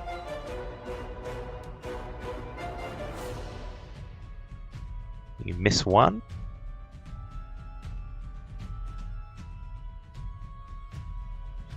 And that one misses as well, as they fly harmlessly over your head and land into the fire pit and explode harmlessly. Meanwhile, one of the other ones to the north throws something at you, Jace. Wow, really rolling low. That one misses as well. Light on his feet. So this zombie near Alarak, would Alarak have been wearing his armor, by the way? Would he have been wearing his chainmail loincloth to sleep? I would say yes. Okay. So he slams down and hits Alarak hard. and it bludgeons him, and it adds a bit of frostbite onto his chest where it hit him. Riki, you're up. Okay, so I'm having a bit of a think about this, and I think 1, 2, 3, 4, 5. I'm feeling like we're a little bit outnumbered. Just hold on a second. You're close enough to this one where it you feel its cold embrace nearby, and you take some damage at the start. Oh, bugger. And the haste washes off due to it. Oh, that's no good. So I've taken 6 damage, is that right? Yeah. That is truly unfortunate. Okay, so I'm going to... I'm going to probably not cast Fireball. I'm going to cast Magic Missile as a level 3 spell.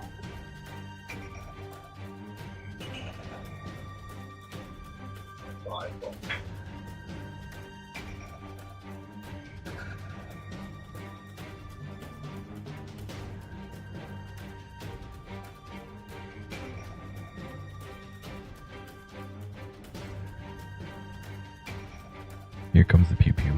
Yeah, so Yeah, just a second.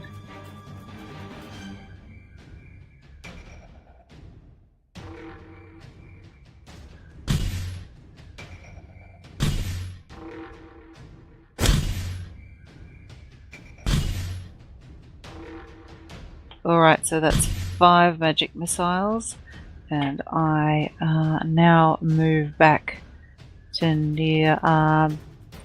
is that... do I have to climb very far to get up to the top of that log, or... is that... how high is that behind me? you could climb over it. It'll be double movement to do so, though. Yeah, that's alright. I kind of climb over the top of it and peek out from over the top of it, so I've kind of got partial cover when I'm hiding. You can see Dan cowering behind a tree as you do that. So, hey Dan! Point him out. Okay. So Jay starts playing Thriller. Nice. He's going to have another crack at Zombie 2 with his crossbow.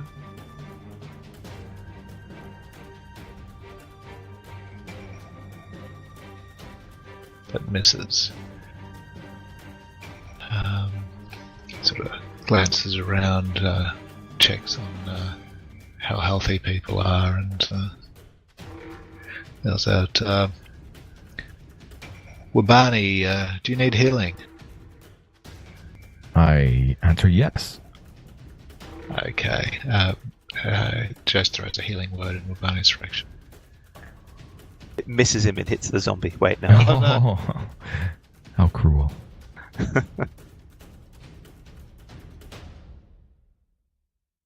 Nine plus 4 for 13. Nice. Thanks, I feel much better. And Jace, seeing the effect the chill of the zombies has been having on people, decides he'll actually take a couple of steps back after.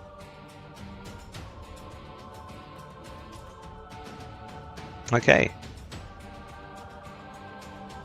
Alarak, the cold nearby is slowing you down a little bit.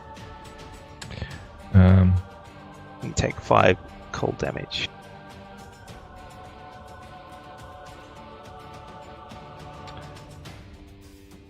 So second win is a bonus action.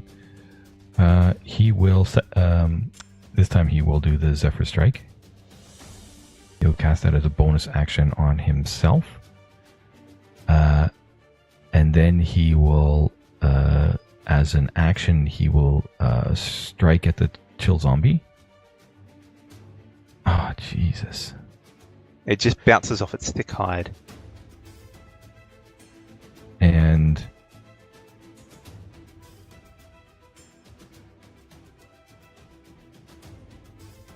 I think what he's going to do is he's going to move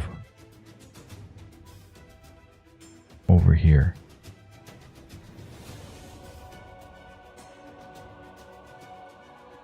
So he's staying adjacent? He's not moving back at all?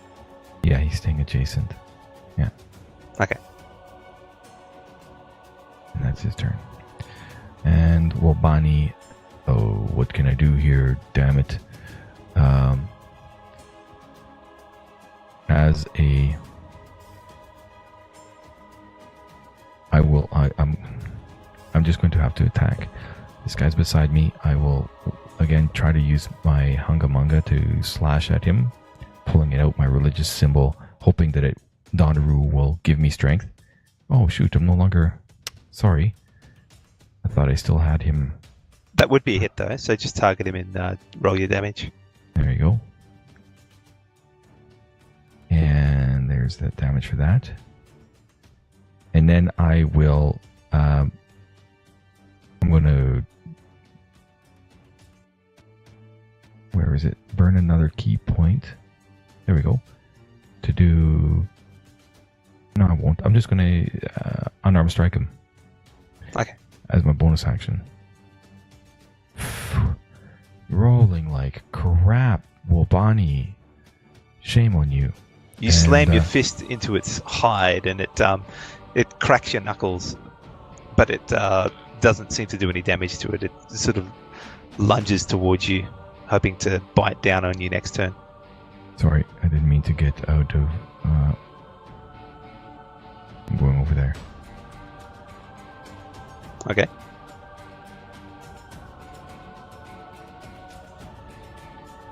Dan hides. Number 1 attempts to hit you, Wabani.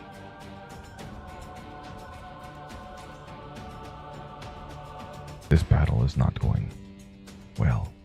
He slams down on you hard, and you feel the punch has a bit of a cold kick to it as well. Jesus. Meanwhile, these attempt to hit you as well, Wabani. They throw their horrible, diseased pieces of meat towards you. Do I get a bit of cover from whatever these things are here in front of me? Are they big boulders? They could be. They would probably move then. Okay. Well, I mean, I imagine I stand above the boulder. Yeah, that would be half cover if they were you there. The first one misses anyway. Okay. The second one attempts to hit you though. And that one misses as well. You've been lucky with these range attacks.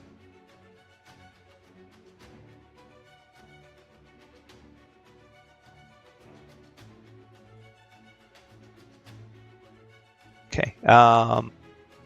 And number 4 sort of throws another rotting piece of flesh towards you, Jace. And that one hits you on the chest, and you feel the putrid flesh burn into your skin.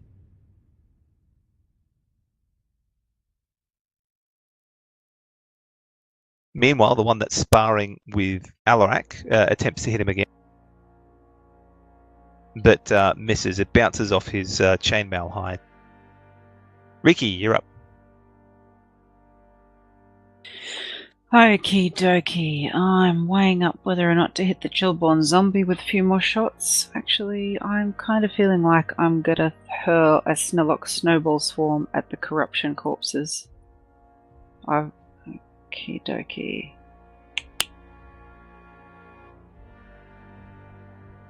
They both fail. What? Light damage? Oh, I'm feeling ripped off right now.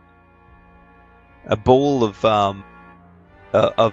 frozen water explodes near those corruption corpses, and they take the full brunt of it, but they seem to ignore the damage.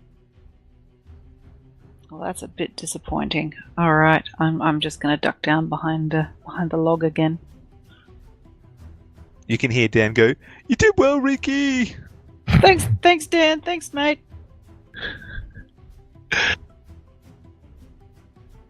Okay. Jace is going to try something different. He turns to Chillborn Zombie number 1, and he starts whispering a discordant melody at the creature, and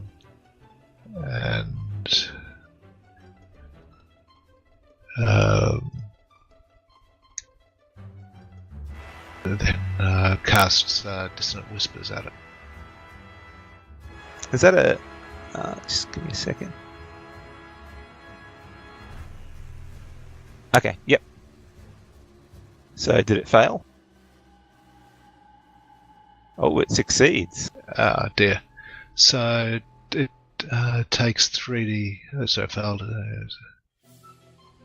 It's successful, takes half as much damage, doesn't have to move away. Yep.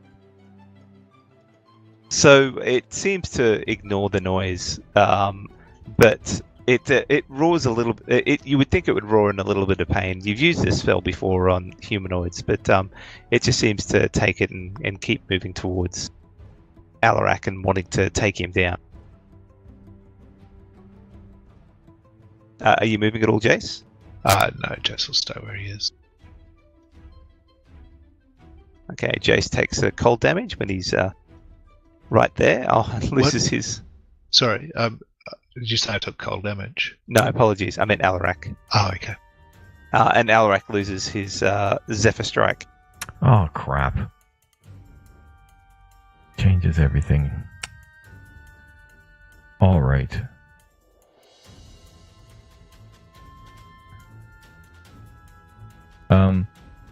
Just hit it until it's dead. He will. Oh, does he get? He gets 2 attacks. No, not till next level. Oh, okay. Shoot. All right. He's multi-classed. Okay, so he will, as a bonus action, he will take second wind. Oops. And that's a hit dice that comes with that, I imagine. That's correct. Yep. There we go. Nicely done, Alarak. That heals him up for 17, bringing that down quite a bit. All right, then that was his bonus action. Then he will once more try to smash at him with his extra special glaive. He hits it. Oh, man. Oh, yay! So As Alarak carves down, he slices right into the middle of the zombie, and it sort of sighs a little bit, but then there's this rush of cold, and it explodes out towards him, and he needs to make a dexterity saving throw, which I'll force the roll on. Oh, okay. Alarak is not expecting this, and so takes the full brunt of the cold explosion. Yeesh. But So you're much for still being up. healed. He will then move across to get in front of this other guy. Okay.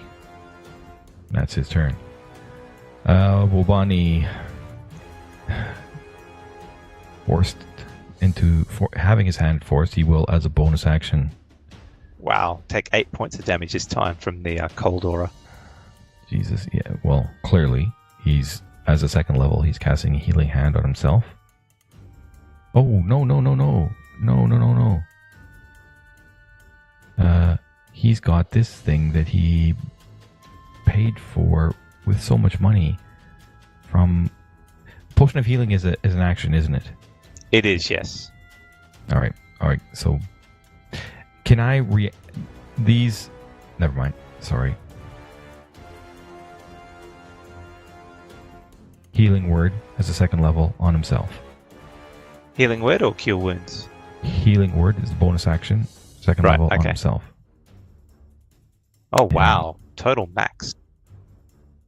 Yeah, yay. That's good. So that was 19 healed. Feeling much better, and then as an action and angered, he's still too close to these fuckers. So he is going to try to smash him with his Hungamunga. Oh, and you finally hit. He hits. Oh, yay. And with it dead, he will then... so this one explodes as well, and you don't manage to duck out of the way. Take the full front of this as well. Let me roll my saving throw. I can do it. Just doing a force saving throw. I'll let you roll it next time. Throws. I will then go and hide, get some cover behind this large boulder. Okay.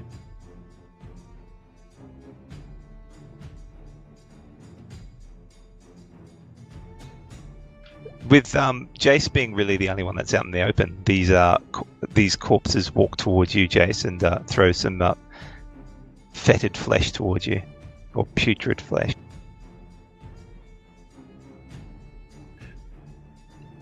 What's the difference? One smells slightly better than the other. I'll let you choose which is which.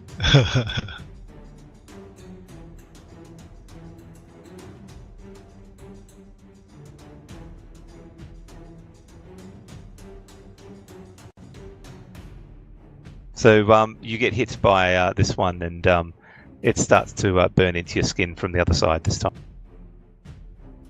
Meanwhile, with Alarak in front of him, he instead attempts to smash Alarak with a fist.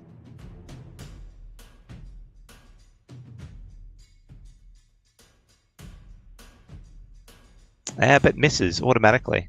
When Alarak has walked up to this corpse, the stench is unbearable, and he's having a hard time not to gag, by the way. Ricky.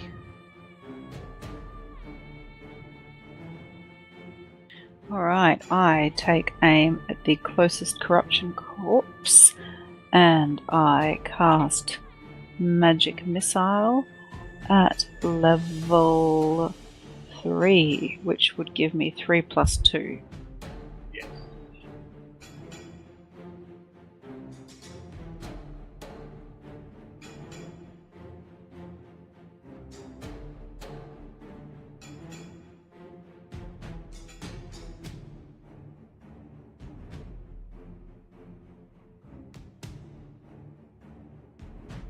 Alright, so it's done some damage, but it's not dead. And I duck down behind the log again. Jace. Okay. Jace is going to cast Healing Word on himself, and then let fly with an arrow, a crossbow bolt at one of the corruption corpses.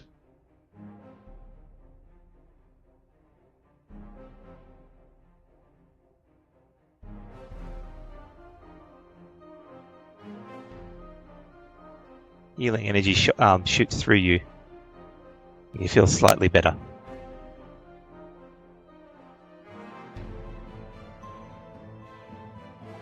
Okay, and arrow.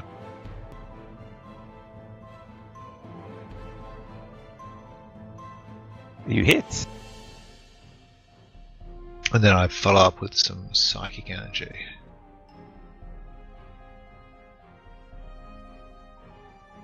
And this one explodes as well, but harmlessly where it is.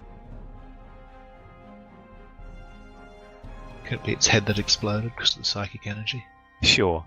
Okay. It pops like a melon, a very ripe melon. Alarak will, as a bonus action, he'll put Ensnaring Strike on himself. Okay. And then he will try to smash at... he doesn't actually need to be in melee distance with this weapon, does he? He doesn't, but you are in melee now. Yeah. All right. So he smashes at it with his glaive. Can you roll again? Because due to the stench, you're rolling at disadvantage. Oh, okay. That still hits, though. Okay. So that means with that happens. It is now restrained by vines. While restrained by the spell, the target takes 1d6 piercing damage at the start of each as it turns a creature. Oh, well, sorry. The target must make a succeed on a strength saving throw or be restrained. So here we go. There's its saving throw. It fails terribly.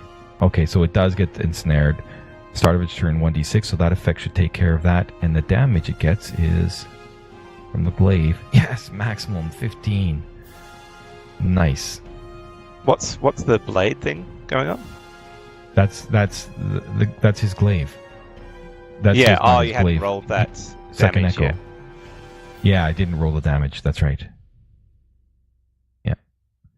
So that was his bonus action. That was his action. With it being restrained, he now goes over to assist with the other guys, and I think his maximum movement is 30. Yep. Okay, so you're provoking, are you? Yep. All right. Let me just try and attack. Does it still get attacked even though it's restrained? Yeah. Fucker. It's just at disadvantage. Okay. And it's a miss. And he's like, and that's his turn. Wabani. Wabani is going to...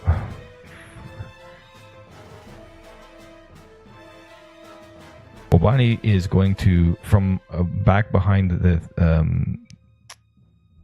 stand up.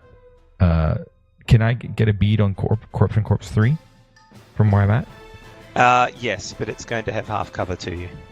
So I will move over here to get a good line of sight. And I will throw Toll the Dead on it.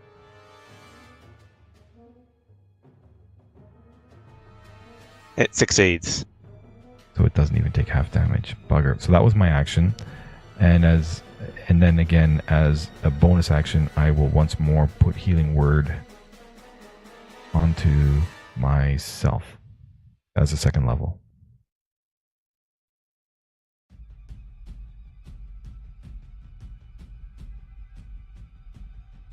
Oh shit. I accidentally put it on the corruption course. I forgot to target myself. Okay, which one did you target? Corruption Corpse number 3 is what it got a hit on for 10. That's adjusted. Okay, and here's my hit die. Okay, that's my turn. Okay, another one of these corruption corpses comes out of the wilderness to the right. And lobs some more flesh at you, Wabani.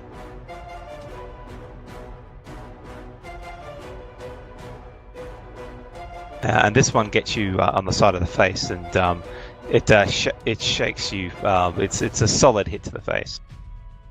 Damn it! Right back to where I started from. Very Lord. seesaw. Okay, number 3. Since you're out in the open and right there, Wabani, it's going to target you again. Yep. But he misses. And this one is going to attempt its turn to try and break free of the ensnaring strike. So is it just a strength check? Let me look again. Again, it is a creature restrained by the vines can use its action to make a strength check against your DC, which is a strength DC 13. It breaks free, but that is the end of its turn. And it took its damage at the beginning, right? It did, yeah. Okay.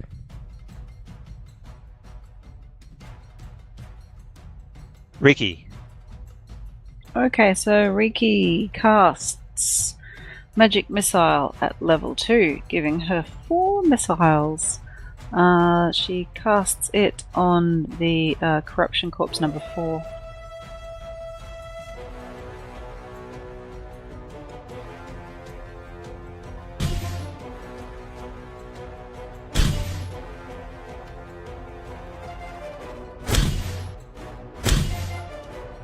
It's all a bit profoundly disappointing, but that's Isn't it? well. I'm chipping away very, very slowly at a big block with a toothbrush. Yep. All right, let's keep going with this, and I duck behind the log again. Soon I'm going to be attacking them with Toll the Dead. It might do more damage, 2d12. Except when you miss. Yeah, true. Okay. So number 4 looks like he's the most injured. Is that right? It is a little bit more injured than the rest, yes. Yeah, that's okay. Jace targets him with his crossbow, and that's flop. I mean, the most injured creature here is probably Wabani. Okay, then change of plans.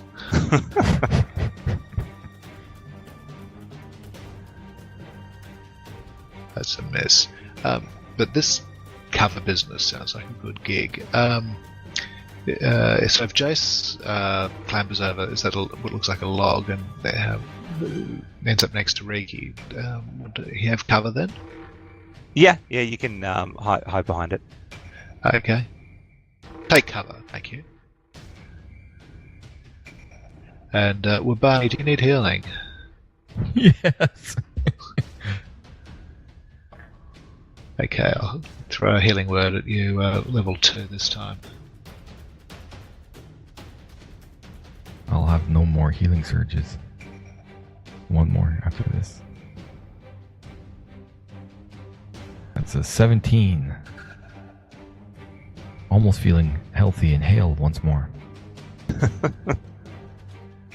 It's definitely the healthy yo-yo, isn't it? Yep, the healthiest I've been. What's All right, Alarak do? He runs back to this guy, seeing that he broke out. And he's like, have at thee, knave. And he will bonus action planar warrior thing. So he will attack with his glaive. Hits. And that goes on. Oh, wait. Why didn't it put on the...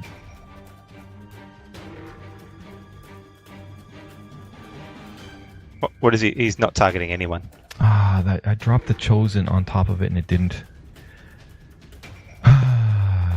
You try. All right, an extra 1d8. That's okay. Just roll a 1d8. Oh, yeah. So there you go. Describe how Alarak cuts through this thing. He comes up with this glaive. It's at the ground with like left hand is on near his belly, right hand is holding it down, and he just sweeps up and going for the decapitating where it slices half of its head in half as he sweeps up and cuts half of its head off, and its skull falls to the ground and it crumples. And as it crumples to the ground, it starts to explode. But Alarak manages to dodge out of the way, and it doesn't take too much damage. Exploding bastards. Are you moving anymore?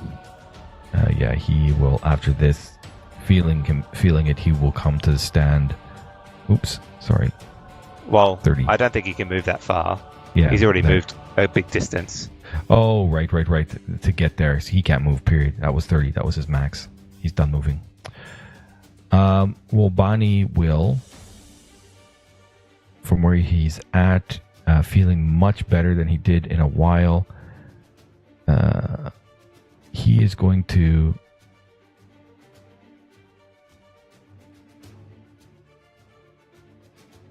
I can just see Corruption Corpse 3 from where he's at, right? Yeah. That'll probably have cover, but yes. Oh, actually, no. You'll probably be clear enough. No, what I mean is, because with the light, he's still in a dim light, so I can see him out there, right? Make a perception check with disadvantage. No one's using light at the moment. Yeah. If I'm not sure, if I've got to look hard because I'm not entirely sure, then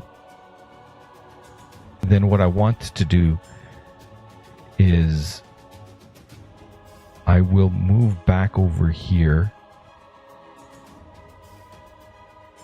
and I will throw a healing word. Seeing that Alarak coming up and looking not good, I will throw a healing word at him at first level.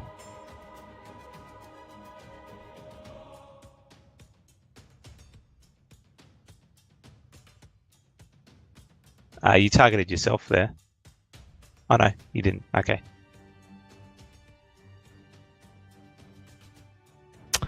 Crap. A 1 and a 1. 9 healed. Oh, that was not very good. He's still healthy. Okay. Meanwhile, with no available targets, this corpse sort of moves up into the forest and sees Dan nearby, but attempts to lunge at him, but not this turn. Dan, meanwhile, goes, oh, and has the wherewithal to disengage, but runs off out that way. Okay. Meanwhile, the other one moves towards the campfire and stands around, not doing too much at the moment. Okay.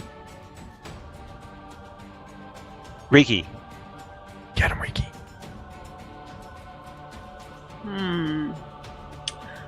You know what? If I cast Burning Hands in it, I'm probably going to set the forest on fire, aren't I? Probably a good chance. Yeah, that's a pretty. Oh dear. It's the heat of the moment. You know what? I am probably going to cast Thunder Wave on it.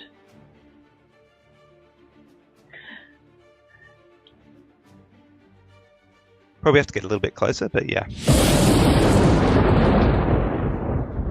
It fails. So roll your damage. And you push it back how far?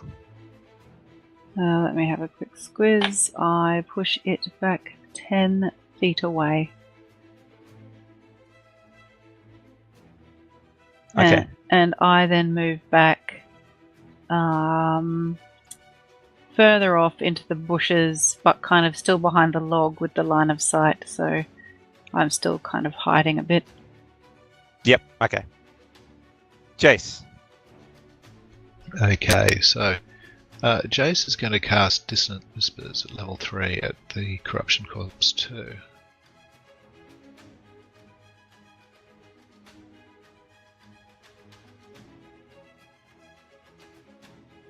Well, it failed. It fails.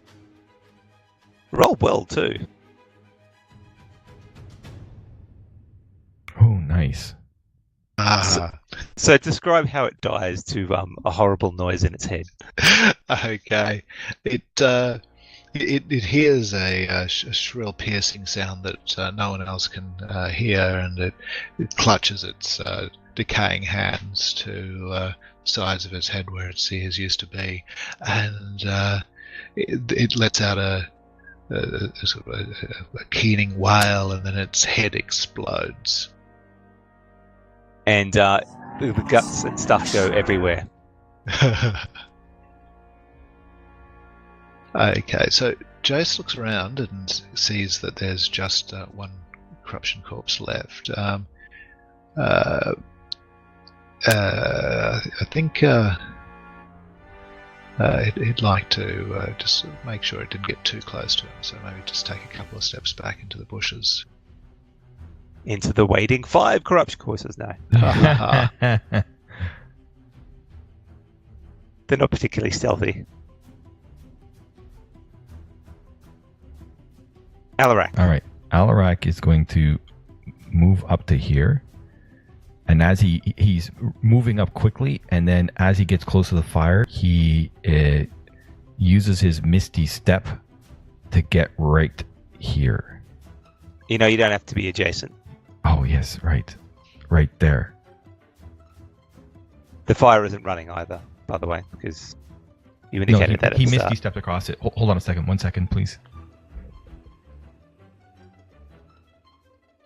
I'll let him attack.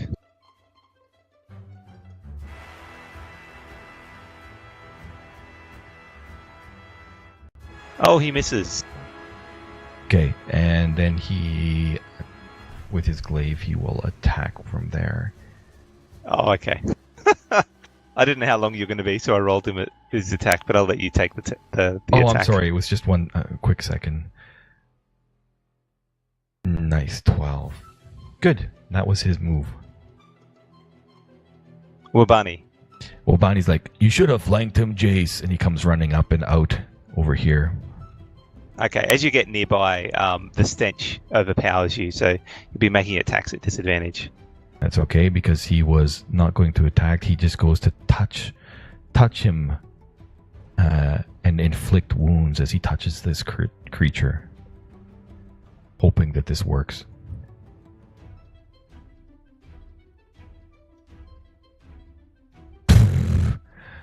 That is just the worst possible luck.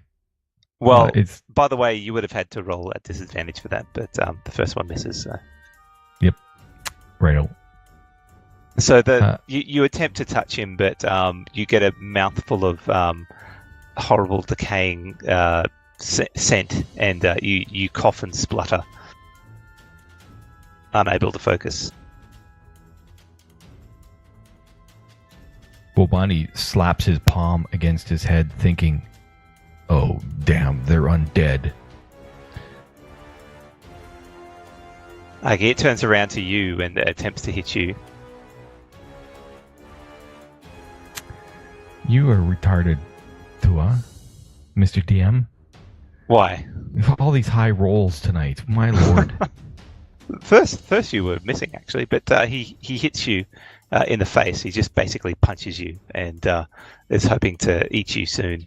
I will use a reaction. Yep. Wrath of the Storm. I will Wrath of the Storm, which is he makes a dexterity saving throw. He fails. Thank God. And I will lightning damage him.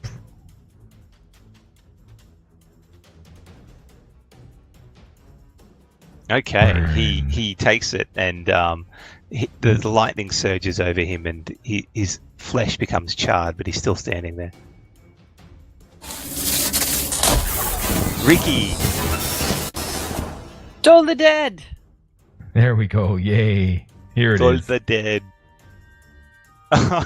It rolled a 0. Oh, no. Wait, that should have been 2d12? Yeah, roll a second d12. Come on, 12. Phew. So it seems to not... The Toll the Dead doesn't seem to inflict as much damage as you would expect on a corpse. Again, deeply disappointing. Jace. Okay. Jace comes forward a few steps to get out a clear shot and fires at Corruption Corpse with its crossbow. Does he get a good shot from there? Yeah, I guess. Shooting past an angry Alarak. Oh, no. Oh. Alarak, you Crit distracted me. fails.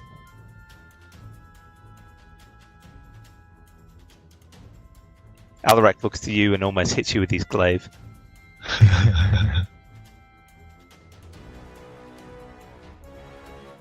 What does Alarak do? Alarak looks at Wobani and he's like, "This is how it's done." And he will, as a bonus action, he will put his planar warrior thing on it and he will swing at the Corruption Corpse. Swing away. Oh, fudge. I've been rolling ridiculous. I need to go buy a lottery ticket because I've got no luck tonight. Okay. What about... Is he moving? Yeah, he will move up to aid Wobani and flank. Okay. Okay, that's his turn. So you're rolling with disadvantage, but +2. Yeah, disadvantage +2. And with his Hunga-Munga out, Wobani will try to end this creature's Miserable unlife? woe-begotten existence. Oh, could have been a 20. And he will try to flurry of blows as well, as I'll burn a key point. And here's my first unarmed strike. Oh, sorry, that should have been at disadvantage, so I'll roll it again. You still hit. Okay, so that's the first. Yes. Oh, and that was good enough. So describe how you kill it, and as you're doing it, it explodes in your face. I'm looking directly at Alarak as I do it, and the Hunga-Munga slashes across its belly but misses, and then I go with my fist and I right into its nose and I pulverize its head with my nose. Okay. So it hits you as it dies. It explodes in horrible, putrid flesh. Yeah, you both manage to duck out of the way and don't take too much of the damage. And then it just oozes at your feet. But That was a terrible fight. can I get everyone outside of Wabani to make a perception check, please?